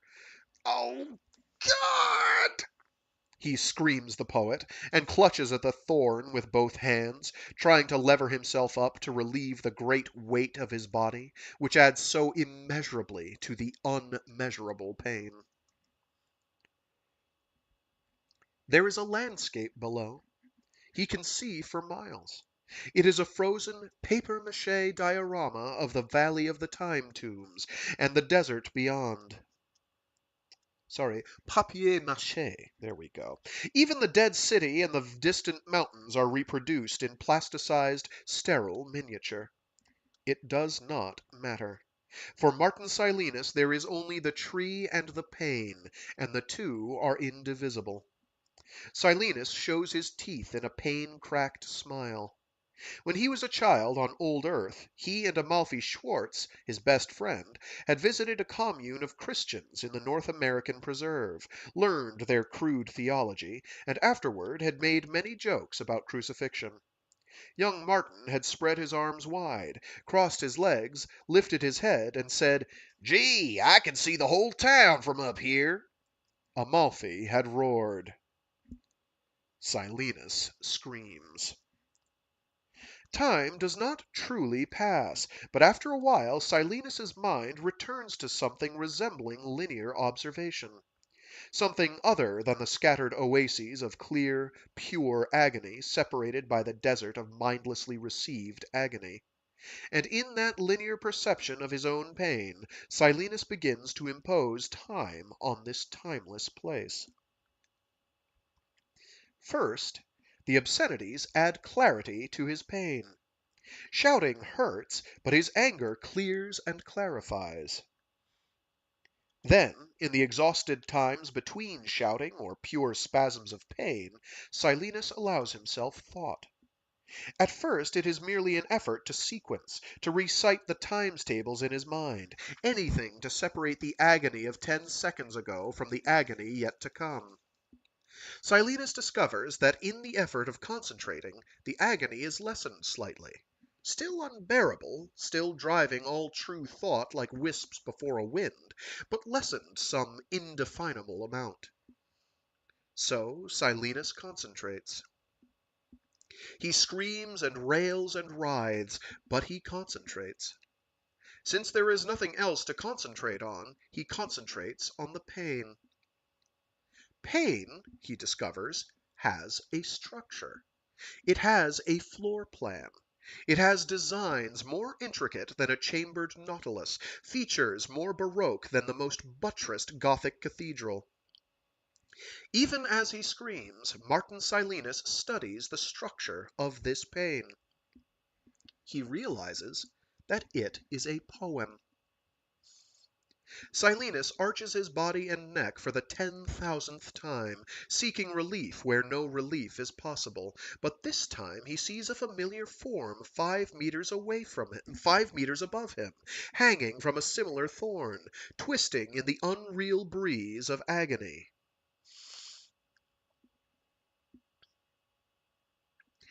"Billy!" gasps Martin Silenus, his first true thought. His former liege lord and patron stares across a sightless abyss, made blind with the pain that had blinded Silenus, but turning slightly as if in response to the call of his name in this place beyond names. "Billy!" cries Silenus again, and then loses vision and thought to the pain. He concentrates on the structure of pain, following its patterns as if he were tracing the trunk and branches and twigs and thorns of the tree itself. "My lord!" Silenus hears a voice above the screams, and is amazed to find that both the screams and the voice are his. "Thou art a dreaming thing, a fever of thyself. Think of the earth. What bliss, even in hope, is there for thee? What haven? Every creature hath its home. Every sole man hath days of joy and pain, whether his labors be sublime or low. The pain alone, the joy alone, distinct.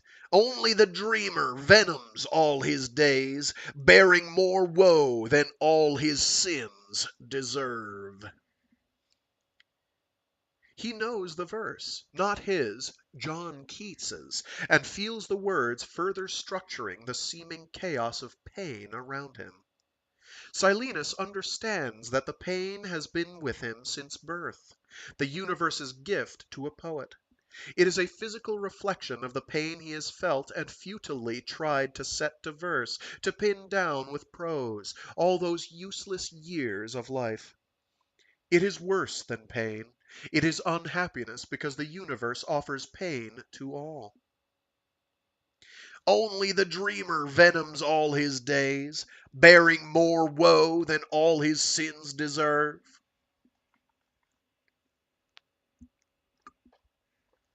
Silenus shouts it, but does not scream. The roar of pain from the tree, more psychic than physical, abates for the barest fraction of a second. There is an island of distraction amidst this ocean of single-mindedness. "Martin!" Silenus arches, lifts his head, tries to focus through the haze of pain. Sad King Billy is looking at him. Looking. Sad King Billy croaks a syllable which, after an endless moment, Silenus recognizes as "More!"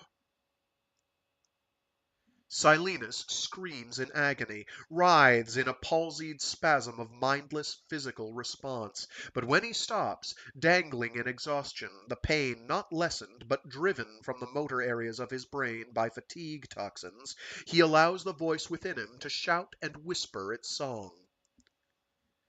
Spirit here that reignest, Spirit here that painest, Spirit here that burnest, Spirit here that mournest, Spirit, I bow my forehead low, enshaded with thy pinions. Spirit, I look, all passion struck, into thy pale dominions. The small circle of silence widens to include several nearby branches, a handful of thorns carrying their clusters of human beings in extremis. Silenus stares up at sad King Billy and sees his betrayed lord open his sad eyes. For the first time in more than 2 centuries, patron and poet look upon one another. Silenus delivers the message that has brought him here, hung him here. My lord, I'm sorry. Before Billy can respond, before the chorus of screaming drowns out any response, the air changes, the sense of frozen time stirs, and the tree shakes as if the entire thing has dropped a meter. Silenus screams with the others as the branch shakes and the impaling thorn tears at his insides, rends his flesh anew. Silenus opens his eyes and sees that the sky is real, the desert real, the tombs glowing, the wind blowing, and time begun again. There is no lessening of torment, but clarity has returned. Martin Silenus laughs through tears. "Look, Mom!" he shouts, giggling, the steel spear still protruding a meter beyond his shattered chest. "I can see the whole town from up here!"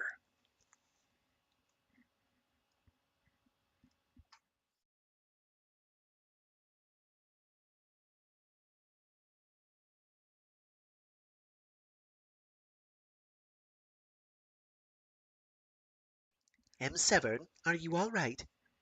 Panting, on my hands and knees, I turned toward the voice. Opening my eyes was painful, but no pain could compare to what I had just experienced. Are you all right, sir? No one was near me in the garden. The voice came from a micro-remote that buzzed half a meter from my face, probably one of the security people somewhere in Government House. "Yes," I managed, getting to my feet and brushing gravel from my knees. "I'm fine. A sudden pain." Medical help can be there in 2 minutes, sir. Your biomonitor reports no organic difficulty, but we can. "No, no," I said. "I'm fine. Leave me be, and leave me alone." The remote fluttered like a nervous hummingbird. Yes, sir. Just call if you need anything. The Garden and Grounds monitor will respond. "Go away," I said. I went out of the gardens, through the main hall of Government House, all checkpoints and security guards now, and out across the landscaped acres of Deer Park. The dock area was quiet, the river Tethys more still than I had ever seen it. "What's happening?" I asked one of the security people on the pier. The guard accessed my comlog, confirmed my executive override PIP and CEO clearance, but still did not hurry to answer. The portals have been turned off for TC2. The portals have been turned off for TC squared, he drawled. Bypassed. "Bypassed? You mean the river doesn't flow through Tau Ceti Center anymore?" Right. He flipped down his visor as a small boat approached, flipped it up when he identified the 2 security people in it. "Can I get out that way?" I pointed upriver to where the tall portals showed an opaque curtain of grey. The guard shrugged. Yeah, but you won't be allowed back that way. "That's all right. Can I take that small boat?" The guard whispered into his speed mic and nodded. Go ahead. I stepped gingerly into the small craft, sat on the rear bench and held on to the gunwales until the rocking subsided, touched the power disk key and said, "Start." The electric jets hummed, the small launch untied itself and pointed its nose into the river, and I pointed the way upstream. I had never heard of part of River Tethys being cordoned off, but the Farcaster curtain was now definitely a one-way and semi-permeable membrane. The boat hummed through, and I shrugged off the tingling sensation and looked around. I was in one of the great canal cities, Ardman or Pomolo, perhaps, on Renaissance Vector. The Tethys here was a main street from which many tributaries flowed. Ordinarily, the only river traffic here would be the tourist gondolas on the outer lanes, and the yachts and go-everywheres of the very rich in the pass-through centre lanes. Today it was a madhouse. Boats of every size and description clogged the centre channels, boats headed in both directions. Houseboats were piled high with belongings. Smaller craft were so heavily laden that it looked like the smallest wave or wake would capsize them. Hundreds of ornamental junks from Tsingtao Xishuang Pana and Million Mark River condo barges from Fuji vied for their share of the river. I guessed that few of these residential boats had ever left their tie-ups before. Amidst the riot of wood and plasteel and perspex, go-everywheres moved by like silver eggs, their containment fields set to full reflection. I queried the datasphere. Renaissance Vector was a second-wave world, 107 hours from invasion. I thought it odd that Fuji refugees were crowding the waterways here, since that world had more than 200 hours until the axe fell, but then I realized that except for the removal of TC² from the waterway, the river still flowed through its usual series of worlds. Refugees from Fuji had taken the river from Tsingtao, 33 hours from the Ousters, through Deneb Dry at 147 hours, through Renaissance Vector toward Parsimony or Grass, both unthreatened at this time. I shook my head, found a relatively sane tributary street from which to watch the madness, and wondered when the authorities would reroute the river so that all threatened worlds flowed to Sanctuary. Can they do that? I wondered. The Technocore had installed River Tethys as a gift to the hegemony during its pentacentennial. But surely Gladstone or someone had thought to ask the Corps to aid in the evacuation. Had they? I wondered. Would the Corps help? I knew that Gladstone was convinced that elements of the Corps were intent on eliminating the human species. This war had been her Hobson's choice, given that alternative. What a simple way for the anti-human Corps elements to carry out their program. Merely refuse to evacuate the billions threatened by the Ousters. I had been smiling, however grimly, but that smile faded as I realized that the Technocore also maintained and controlled the Farcaster grid. The Farcaster grid that I depended on to get out of the threatened territories. I had tied up the launch at the base of a stone stairway that descended into the brackish waters. I noticed green moss growing on the lowest stones. The stone steps themselves, possibly brought from old Earth, since some of the classical cities were shipped via Farcaster in the early years after the Big Mistake, were worn with age, and I could see a fine tracery of cracks connecting sparkling flecks there, looking like a schematic of the world web. It was very warm, and the air was too thick, too heavy. Renaissance Vector's sun hung low over the gabled towers. The light was too red and too syrupy for my eyes. Noise from the Tethys was deafening even here, 100 meters down the equivalent of an alley. Pigeons whirled in agitation between dark walls and overhanging eaves. What can I do? Everyone seemed to be acting as the world slouched toward destruction, and the best I could do was wander aimlessly. That's your job. You're an observer. I rubbed my eyes.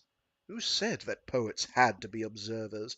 I thought of Li Po and George Wu leading their armies through China and writing some of the most sensitive verse in history while their soldiers slept. And at least Martin Silenus had led a long, eventful life, even if half the events were obscene and the other half wasted. At the thought of Martin Silenus, I groaned aloud. Is the child Rachel hanging from that tree of thorns even now?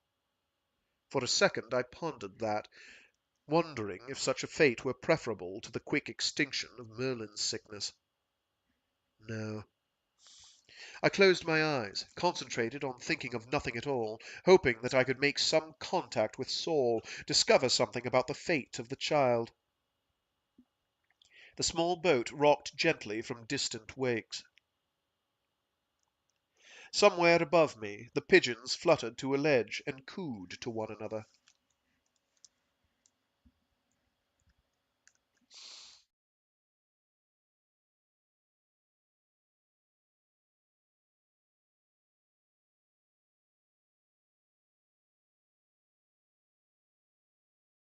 I don't care how difficult it is, shouts Mina Gladstone. I want all of the fleet in Vega system to defend Heaven's Gate. Then shift the necessary elements to God's Grove and the other threatened worlds. The only advantage we have right now is mobility. Admiral Singh's face is dark with frustration. Too dangerous, Executive. If we move the fleet directly to Vega space, it runs a terrible risk of being cut off there. They will certainly attempt to destroy the singularity sphere that connects that system to the web. Protect it, snaps Gladstone. That's what all the expensive warships are for. Singh looks to Morpurgo or the other brass for help. No one speaks. The group is in the executive complex war room. The walls are heavy with hollows and flowing columns of data. No one is watching the wall. It is taking all our resources to protect the singularity sphere in Hyperion space, says Admiral Singh, his voice low, words carefully spaced. Retreating under fire, especially under the onslaught of the entire swarm there, is very difficult. Should that sphere be destroyed, our fleet would be 18 months' time debt from the web. The war would be lost before they could return. Gladstone nods tersely. I'm not asking you to risk that singularity sphere until all elements of the fleet have translated, Admiral. I've already agreed to let them have Hyperion before we get all our ships out. But I insist that we do not surrender worlds of the web without a fight. General Morpurgo stands. The Lucian looks exhausted already. CEO, we're planning a fight, but it makes much more sense to begin our defense at Hebron or Renaissance Vector. Not only do we gain almost 5 days to prepare our defenses, but we lose 9 worlds, interrupts Gladstone. Billions of hegemony citizens. Human beings. Heaven's Gate would be a terrible loss, but God's Grove is a cultural and ecological treasure. Irreplaceable. CEO, says Alan Imoto, Minister of Defense, there is evidence coming in that the Templars have been in collusion with the so-called Church of the Shrike for many years. Much of the funding for Shrike cult programs has come from... Gladstone flicks her hand to silence the man. I don't care about that. The thought of losing God's Grove is untenable. If we can't defend Vega and Heaven's Gate, we draw the line at the Templar planet. That's final. Singh looks as if he has been weighted with invisible chains as he attempts an ironic smile. that gains us less than an hour, CEO. It's final, repeats Gladstone. Lay, what's the status of the riots on Lucis? Hunt clears his throat. His demeanor is as hangdog and unhurried as ever. Executive, at least 5 hives are now involved. Hundreds of millions of marks in property have been destroyed. Force ground troops have been translated from Freeholm and appear to have contained the worst of the looting and demonstrations, but there is no estimate of when Farcaster service can be restored to those hives. There is no doubt that the Church of the Shrike is responsible. The initial riot in Bergstrom Hive began with a demonstration of cult fanatics, and the bishop broke into HTV programming until he was cut off by... Gladstone lowers her head. So he's finally surfaced. Is he on Lucis now? We don't know, Executive, replies Hunt. Transit Authority people are trying to trace him and his top acolytes. Gladstone swivels toward a young man I do not recognize for a moment. Oh, shit. I thought I was safe. No, that's present tense. We're going to stick with it. Gladstone swivels toward a young man I do not recognize for a moment. It is Commander William Ajunta Lee, the hero of the battle for Maui Covenant. When last heard of, the young man had been transferred to the Outback for daring to speak his mind in front of his superiors. Now the epaulettes of his Force C uniform carry the gold and emerald of a rear admiral's insignia. What about fighting for each world? Gladstone asks him, ignoring her own edict that the decision was final. I believe it's a mistake, CEO, says Lee. All 9 swarms are committed to the attack. The only one we won't have to worry about for 3 years, assuming we can extricate our forces, is the swarm now attacking Hyperion. If we concentrate our fleet, even half our fleet, to meet the menace to God's Grove, the odds are almost 100% that we will not be able to shift those forces to defend the 8 other first wave worlds. Gladstone rubs her lower lip. What do you recommend? Rear Admiral Lee takes a breath. I recommend we cut our losses, blow the singularity spheres in those 9 systems, and prepare to attack the second wave swarms before they reach inhabited star systems. Commotion erupts around the table. Senator Feldstein from Barnard's World is on her feet, shouting something.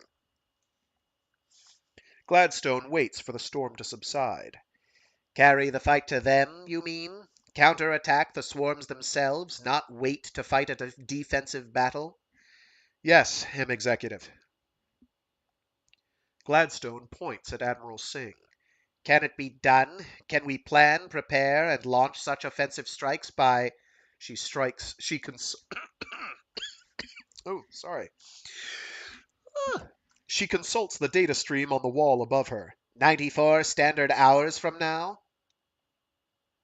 Singh pulls himself to attention. Possible? Perhaps, CEO, but the political repercussions of losing 9 worlds from the web, the logistical difficulties of... But it's possible? presses Gladstone. Yes, M. Executive, but if... Do it, says Gladstone. She rises, and the others at the table hurry to get to their feet. Senator Feldstein, I'll see you and the other affected legislators in my chambers. Lay, Allen, please keep me informed on the Lucis riots. The War Council will readjourn here in 4 hours. Good day, gentlemen and ladies.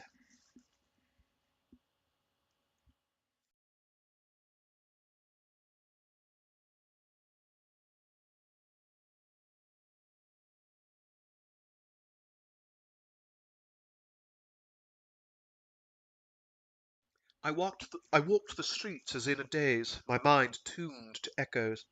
Away from River Tethys, where canals were fewer and the pedestrian thoroughfares were wider, the crowds filled the avenues. I let my comlog lead me to different terminexes, but each time the throngs were thicker there. It took me a few minutes to realize that these were not merely inhabitants of Renaissance V seeking to get out, but sightseers from throughout the web shoving to get in. I wondered if anyone on Gladstone's evacuation task force had considered the problem of millions of the curious casting in to see the war begin. I had no idea how I was dreaming conversations in Gladstone's war room, but I also had no doubt they were real. Thinking back now, I remembered details of my dreams during the long night past, not merely dreams of Hyperion, but the CEO's world walk and details from high-level conferences. Who was I? A cybrid was a biological remote, an appendage of the AI, or in this case of an AI retrieval persona, safely ensconced somewhere in the core. It made sense that the core knew everything that went on in Government House, in the many halls of human leadership. Humanity had become as blasé about sharing their lives with potential AI monitoring as pre-Civil War Old Earth USA Southern families had been about speaking in front of their human slaves. Nothing could be done about it. Every human above the lowest dregs hive property class had a comlog with biomonitor. Many had implants, and each of these was tuned to the music of the datasphere, monitored by elements of the datasphere, dependent upon functions of the datasphere. So humans accepted their lack of privacy. An artist on Esperance had once said to me, "Having sex or a domestic quarrel with the house monitors on is like undressing in front of your dog or cat. It gives you pause the first time, and then you forget about it." So I was tapping into some back channel known just to the core. There was a simple way to find out. Leave my cybrid and travel the highways of the megasphere to the core the way Brawne and my disembodied counterpart had been doing the last time I had shared their perceptions. No. The thought of that made me dizzy, almost ill. I found a bench and sat a moment, lowering my head between my knees and taking long, slow breaths. The crowd moved by. Somewhere someone was addressing them through a bullhorn. I was hungry. It had been at least 24 hours since I'd eaten, and cybrid or no, my body was weak and famished. I pressed into a side street where vendors shouted above the normal din, hawking their wares from one-wheeled gyro carts. I found a cart where the line was short, ordered fried dough with honey, a cup of rich Brescian coffee, and a pocket of pita bread with salad, paid the woman with a touch of my universal card, and climbed a stairway to an abandoned building to sit on the balcony and eat. It tasted wonderful. I was sipping my coffee, considering going back for more fried dough, when I noticed that the crowd at the square below had ceased its mindless surges and had coalesced around a small group of men standing on the rim of a broad fountain in the center. Their amplified words drifted to me over the heads of the crowd.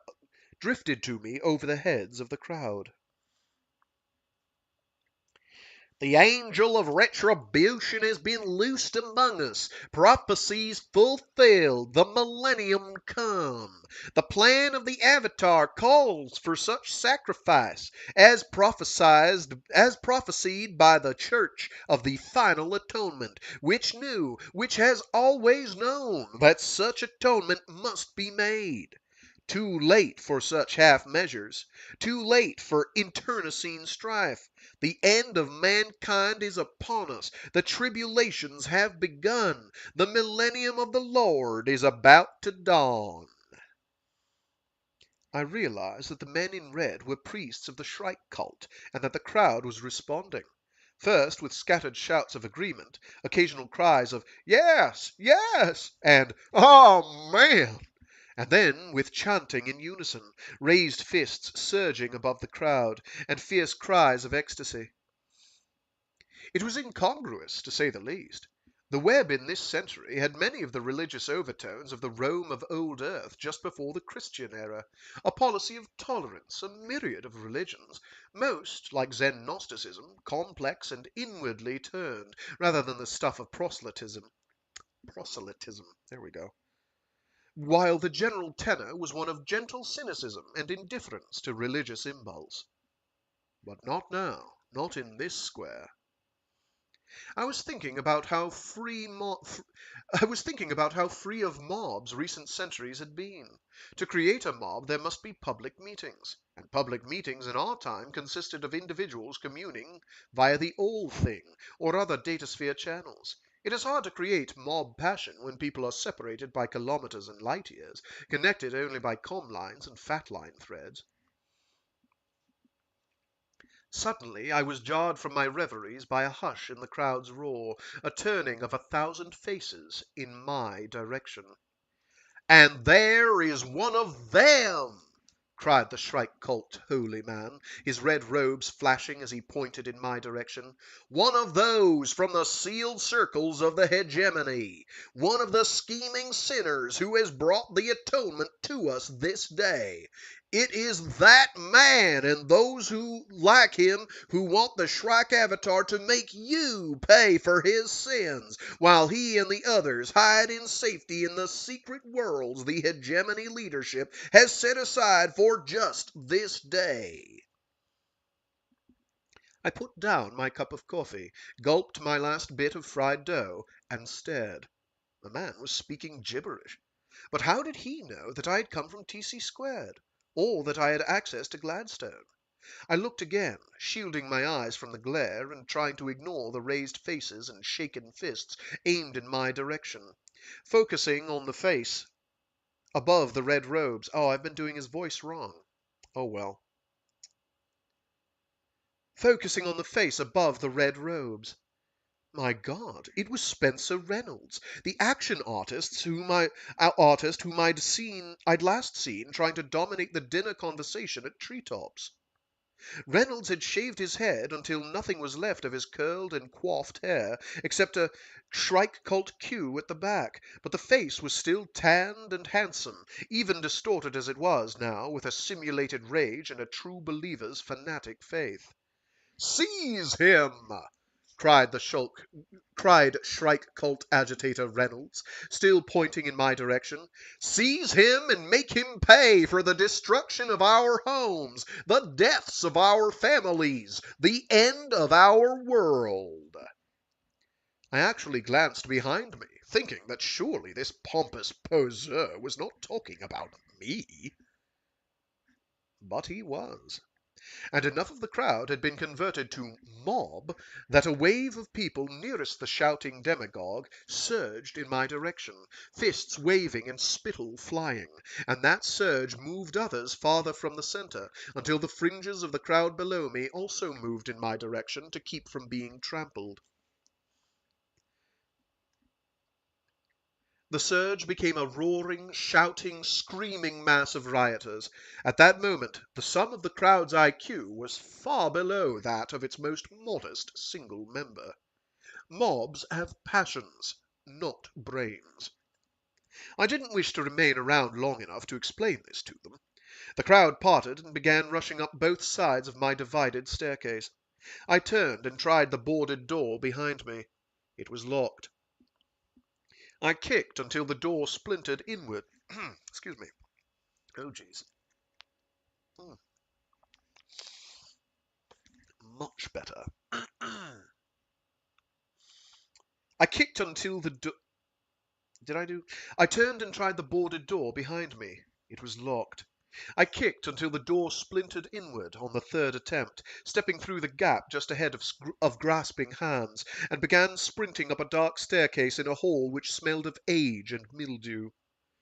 There were shouts and splintering sounds as the mob demolished the door behind me. There was an apartment on the third floor, occupied, although the building had looked abandoned. It was not locked. I opened the door just as I heard footsteps on the flight below me. "Please help!" I began, and stopped.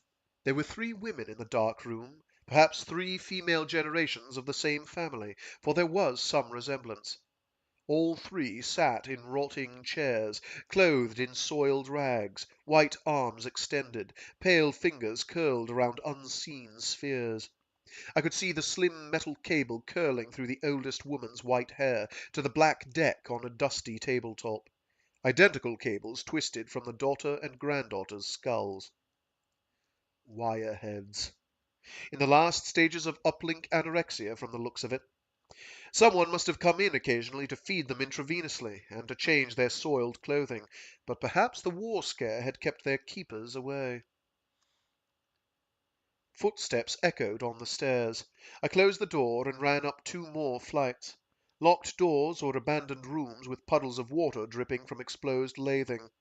Empty flashback injectors scattered like soft drink bulbs.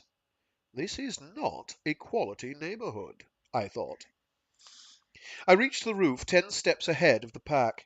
What mindless passion the mob had lost in separation from their guru, it had gained in the dark and claustrophobic confines of the stairway. They may have forgotten why they were chasing me, but that made the thought of being caught by them no more attractive. Slamming the rotting door behind me, I looked for a lock, something to barricade the passage, anything. There was no lock. Nothing large enough to block the doorway. Frenzied footfalls echoed up the last flight of stairs. I looked around the rooftop. Miniature uplink dishes growing like inverted, rusty toadstools, a line of wash that looked as if it had been forgotten years before, the decomposed corpses of a dozen pigeons, and an ancient Wiccan scenic. I made it to the EMV before the first of the mob came through the doorway. The thing was a museum piece. Dirt and pigeon droppings all but obscured the windshield. Someone had removed the original repellers and replaced them with cut-rate black market units that would never pass inspection. The Perspex canopy was fused and darkened in the back, as if someone had used it for target practice with a weapons laser. More to the point of the immediate moment, however, was the fact that it had no palm lock, merely a key lock which had been forced long before. I threw myself into the dusty seat and tried to slam the door. It would not latch, but hung half open. I did not speculate on the small odds of the thing starting, or the even smaller odds of my being able to negotiate with the mob as they dragged me out and down, if they didn't merely throw me over the edge of the building. I could hear a bass roar of shouts as the mob worked itself into a frenzy on the square below. In the square below, sorry. The first people onto the roof were a burly man in khaki tech overalls, a slim man in the latest Tau Ceti fashion-approved matte black suit, a terribly obese woman waving what looked to be a long wrench, and a short man in Renaissance V self-defense force green. I held the door open with my left hand and slipped Gladstone's override microcard into the ignition disk key. The battery whined, the transition starter ground away, and I closed my eyes and made a wish that the circuits were solar-charged and self-repairing. Fists pounded on the roof, palms slapped against the warped perspex near my face, and someone tugged open the door despite my best efforts to keep it closed. The shouting of the distant crowd was like the background noise that an ocean makes, the screaming of the group on the rooftop more like the cry of oversized gulls. The lift circuits caught, repellers flared dust and pigeon crap over the rooftop mob, and I slipped my hand into the Omni controller, shifted back and to the right, and felt the old scenic lift, wobble, dip, and lift again.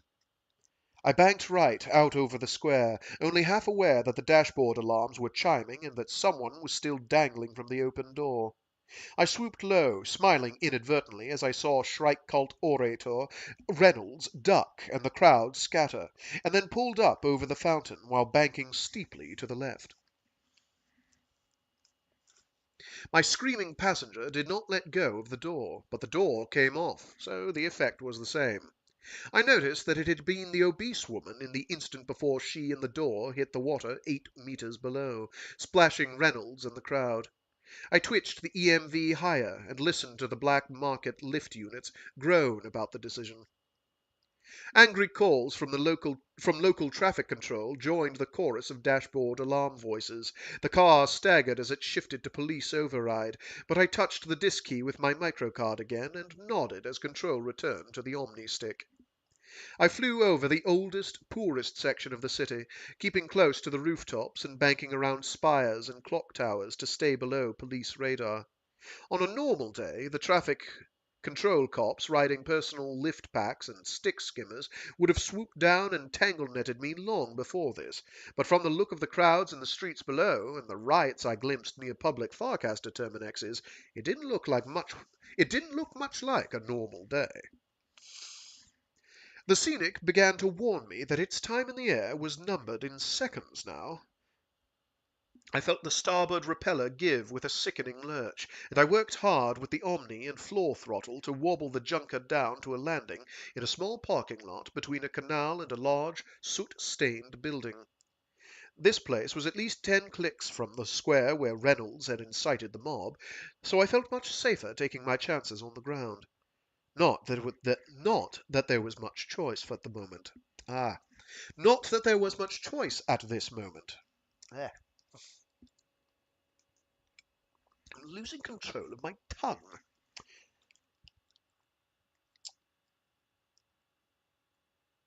The lips, the tip of the tongue, the teeth. Sparks flew, metal tore, parts of the rear quarter panel, flare skirt, and front access panel disassociated themselves from the rest of the vehicle, and I was down and stopped 2 meters from the wall overlooking the canal. I walked away from the Wiccan with as much nonchalance as I could muster. The streets were still in the control of the crowds, not yet coalesced into a mob here, and the canals were a tangle of small boats, so I strolled into the closest public building to get out of sight. The place was part museum, part library, and part archive. I loved it at first sight. And smell, for there were thousands of printed books, many very old indeed, and nothing smells quite as wonderful as old books. I was wandering through the anteroom, checking titles and wondering idly whether the works of Salmud Brevi could be found here, when a small, wizened man in an outdated wool and fiber-plastic suit approached me. Sir, he said, it has been too long since we've had the pleasure of your company. I nodded, sure that I had never met this man, never visited this place. 3 years, no? At least 3 years. My, how time flies. The little man's voice was little more than a whisper, the hushed tones of someone who has spent most of his life in libraries, but there was no denying the undertone of excitement there. I'm sure you would like to go straight to the collection, he said. Standing aside as if to let me pass. Yes, I said, bowing slightly, but after you.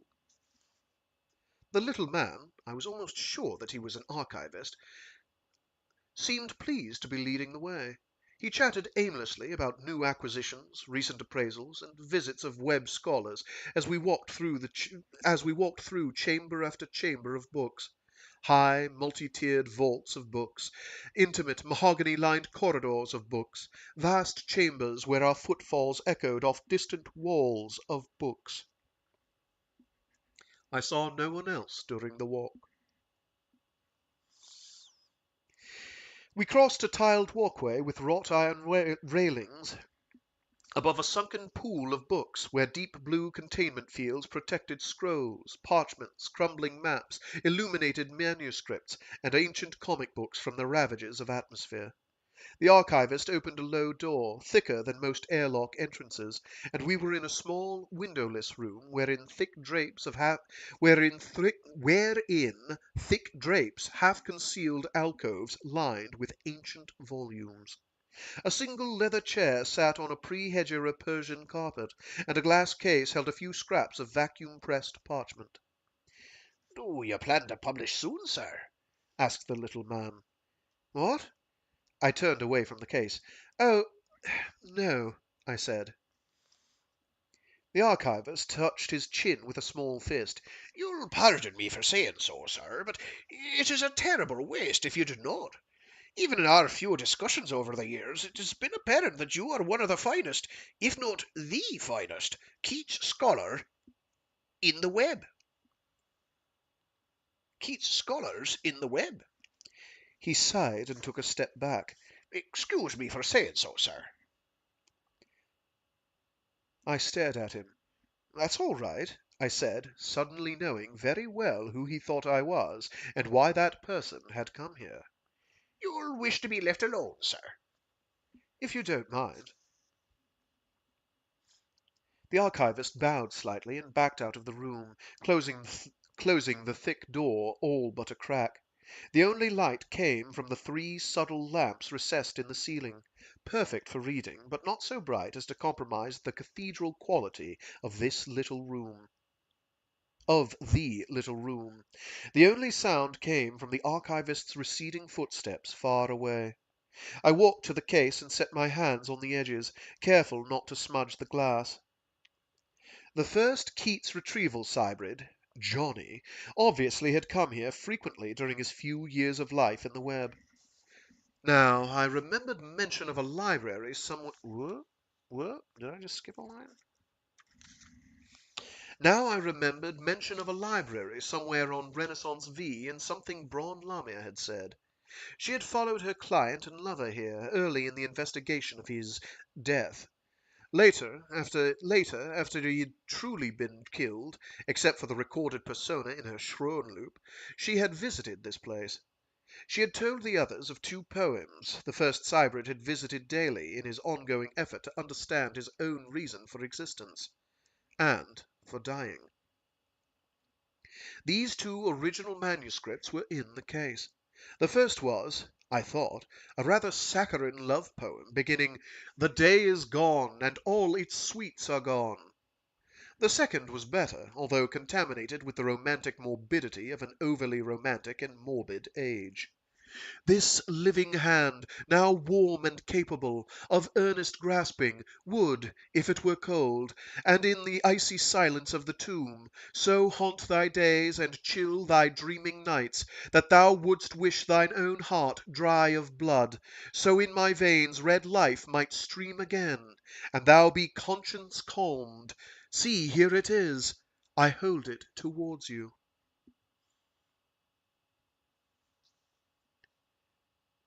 Brawne Lamia had taken this as almost a personal message from her dead lover, the father of her unborn child. I stared at the parchment, lowering my face so that my breath gently fogged the glass.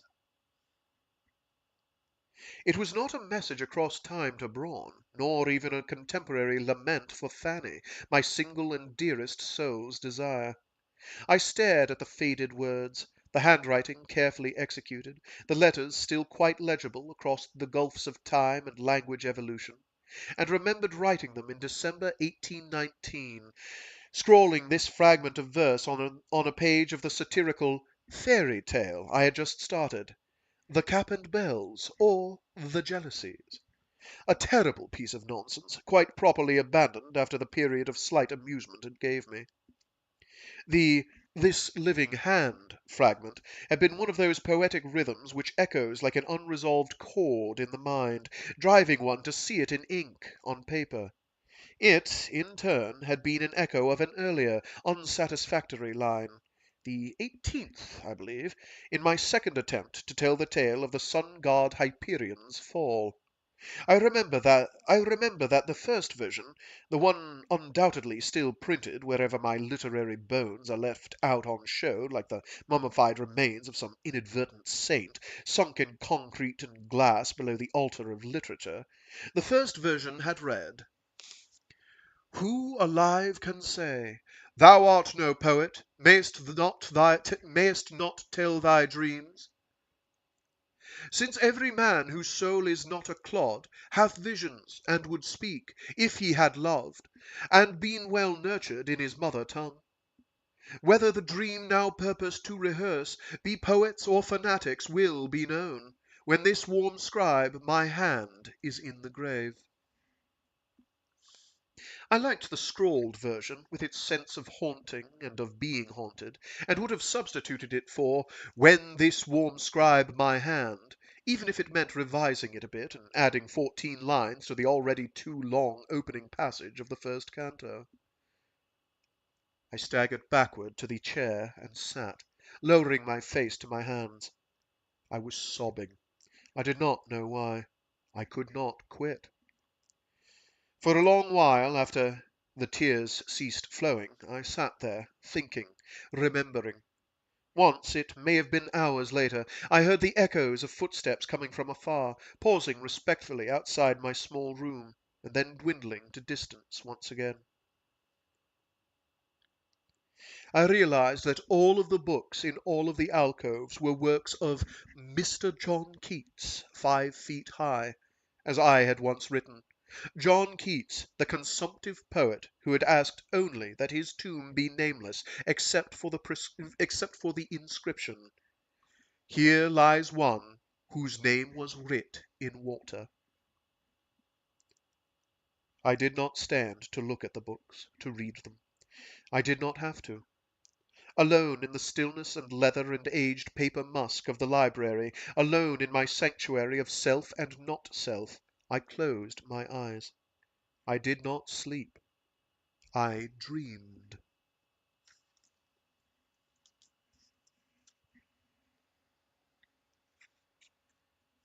And that will do it for this week. Oh, that is a good bit. That is a good bit. That's emotional. Oy. Being not a creative type, but trying to imagine the thought of here's this poet transported through space and time, um, who is seeing uh, his work Yes, that'll be perfect. Seeing his work, this room that's basically a shrine to his existence and what he's done, good and bad. Just trying to imagine that. It's moving. All the credit in the universe to Dan Simmons. Guy has some talent as an author, getting certain things across. A rare talent. Uh, Great stuff. So with that, I'm gonna call it for this week. To anyone tuning in for the first time who has not done this before, or heard this before, or seen this before, whatever phraseology we want to use, language fails me. I do these live. I do these live every Monday, Wednesday, and Friday, um, starting at about noon Eastern Standard Time, East Coast U.S. time. And I realize that's not ideal for most people. Tough. That's the time I've got free. So that's what we do. Um, Sorry, that's just the way it is. Like I can't, like I'm being glib about it, but that's what my schedule will permit. Um, if so, and that's why these are so rough. Generally, there's flubs, there's hiccups, there's starts. Sometimes literally there's hiccups. Not super often, but it happens. Embarrassingly. Um, and yeah, so that's why it's so weird. I don't go back and edit them. Again, massive thanks to all the people who put the timestamps in the comments. You're appreciated very much. Um, and all of them are recorded or uploaded on YouTube. At some point, I'm going to have to go and make sure I get a backup copy of the last couple months, just so I have it. Um, I still haven't gotten a Discord server up or anything. I'll work on it. I'll try and get like a um, oh God, words are hard, Frag. I'll try and get some sort of a file sharing setup where I can distribute the files if anybody wants to have a quote hard unquote digital copy um, that they can download from somewhere. I guess I could use Internet Archive if I really wanted to,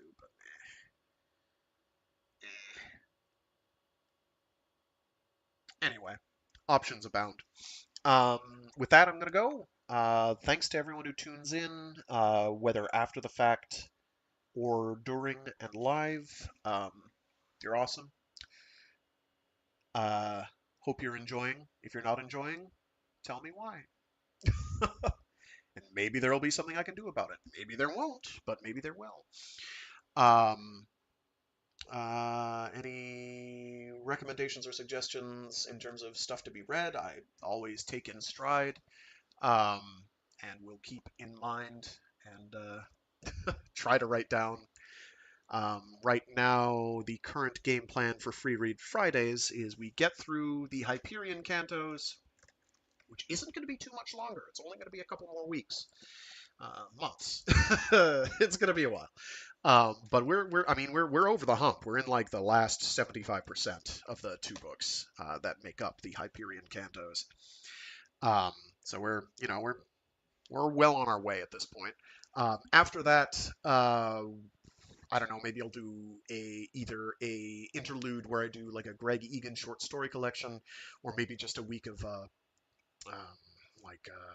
pulps from Astounding Stories or something, just to do a wind down, and then I'll be probably just coin tossing to see whether I do Destination Void or the Three Body Problem first. Probably I will do Destination Void. I feel it has more thematic overlap with this than Three Body Problem does. Um, Also, Three Body Problem is very dry a lot of the time, partly due to the translation, partly due to the subject matter. Um, there's a bunch of like expository not monologues, but it sort of pontificates. It doesn't really pontificate. It's just yeah, it's dry. It makes sense in context. Um, but it's like it can be kind of like okay, let's move along, please. let's move at the pace. That's a case where the first book is of the series is not necessarily my favorite, but it is necessary for the payoff that these subsequent two bring to the table. Um, I won't do the series back to back. I'll probably do that swapping, interchanging thing, which is why I'm leaning hardest towards doing Destination Void first. Do Destination Void, then Three Body, then the Jesus Incident, then I think it's Dark Forest is the second book. Then whatever the third book in the Destination Void series is, Lazarus Effect. Lazarus Effect. Then whatever the third book in the Three Body Problem trilogy is. Um, that's kind of my game plan. I did that last year with the Rifters trilogy by Peter Watts and the Area X trilogy by Jeff Vandermeer. I do want to read more Jeff Vandermeer at some point. I got through last year reading the Ambergris series. Well, I have it as like an omnibus edition. And that was very good. It was quite good. I'd probably just do the first book because it's basically a bunch of short stories.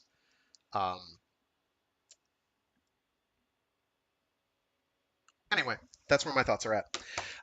Enough blathering from me. I got a scooch.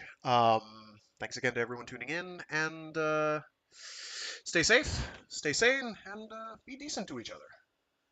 Yes, I finished Radicalized. That just got finished this past Wednesday. I have no idea what I'm doing next Wednesday. I have not gotten that far yet. It is it's partly because I've got to kind of I just haven't had time to think ahead that far. I'm going to try and read through some of the books that are on my backlog and see if I can insert one of them there.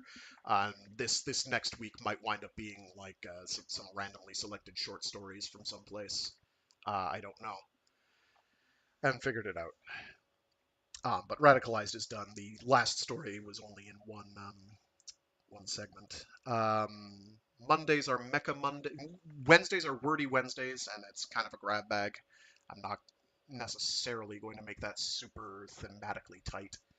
Free Read Fridays have historically been almost exclusively science fiction, so I'm probably going to keep to that.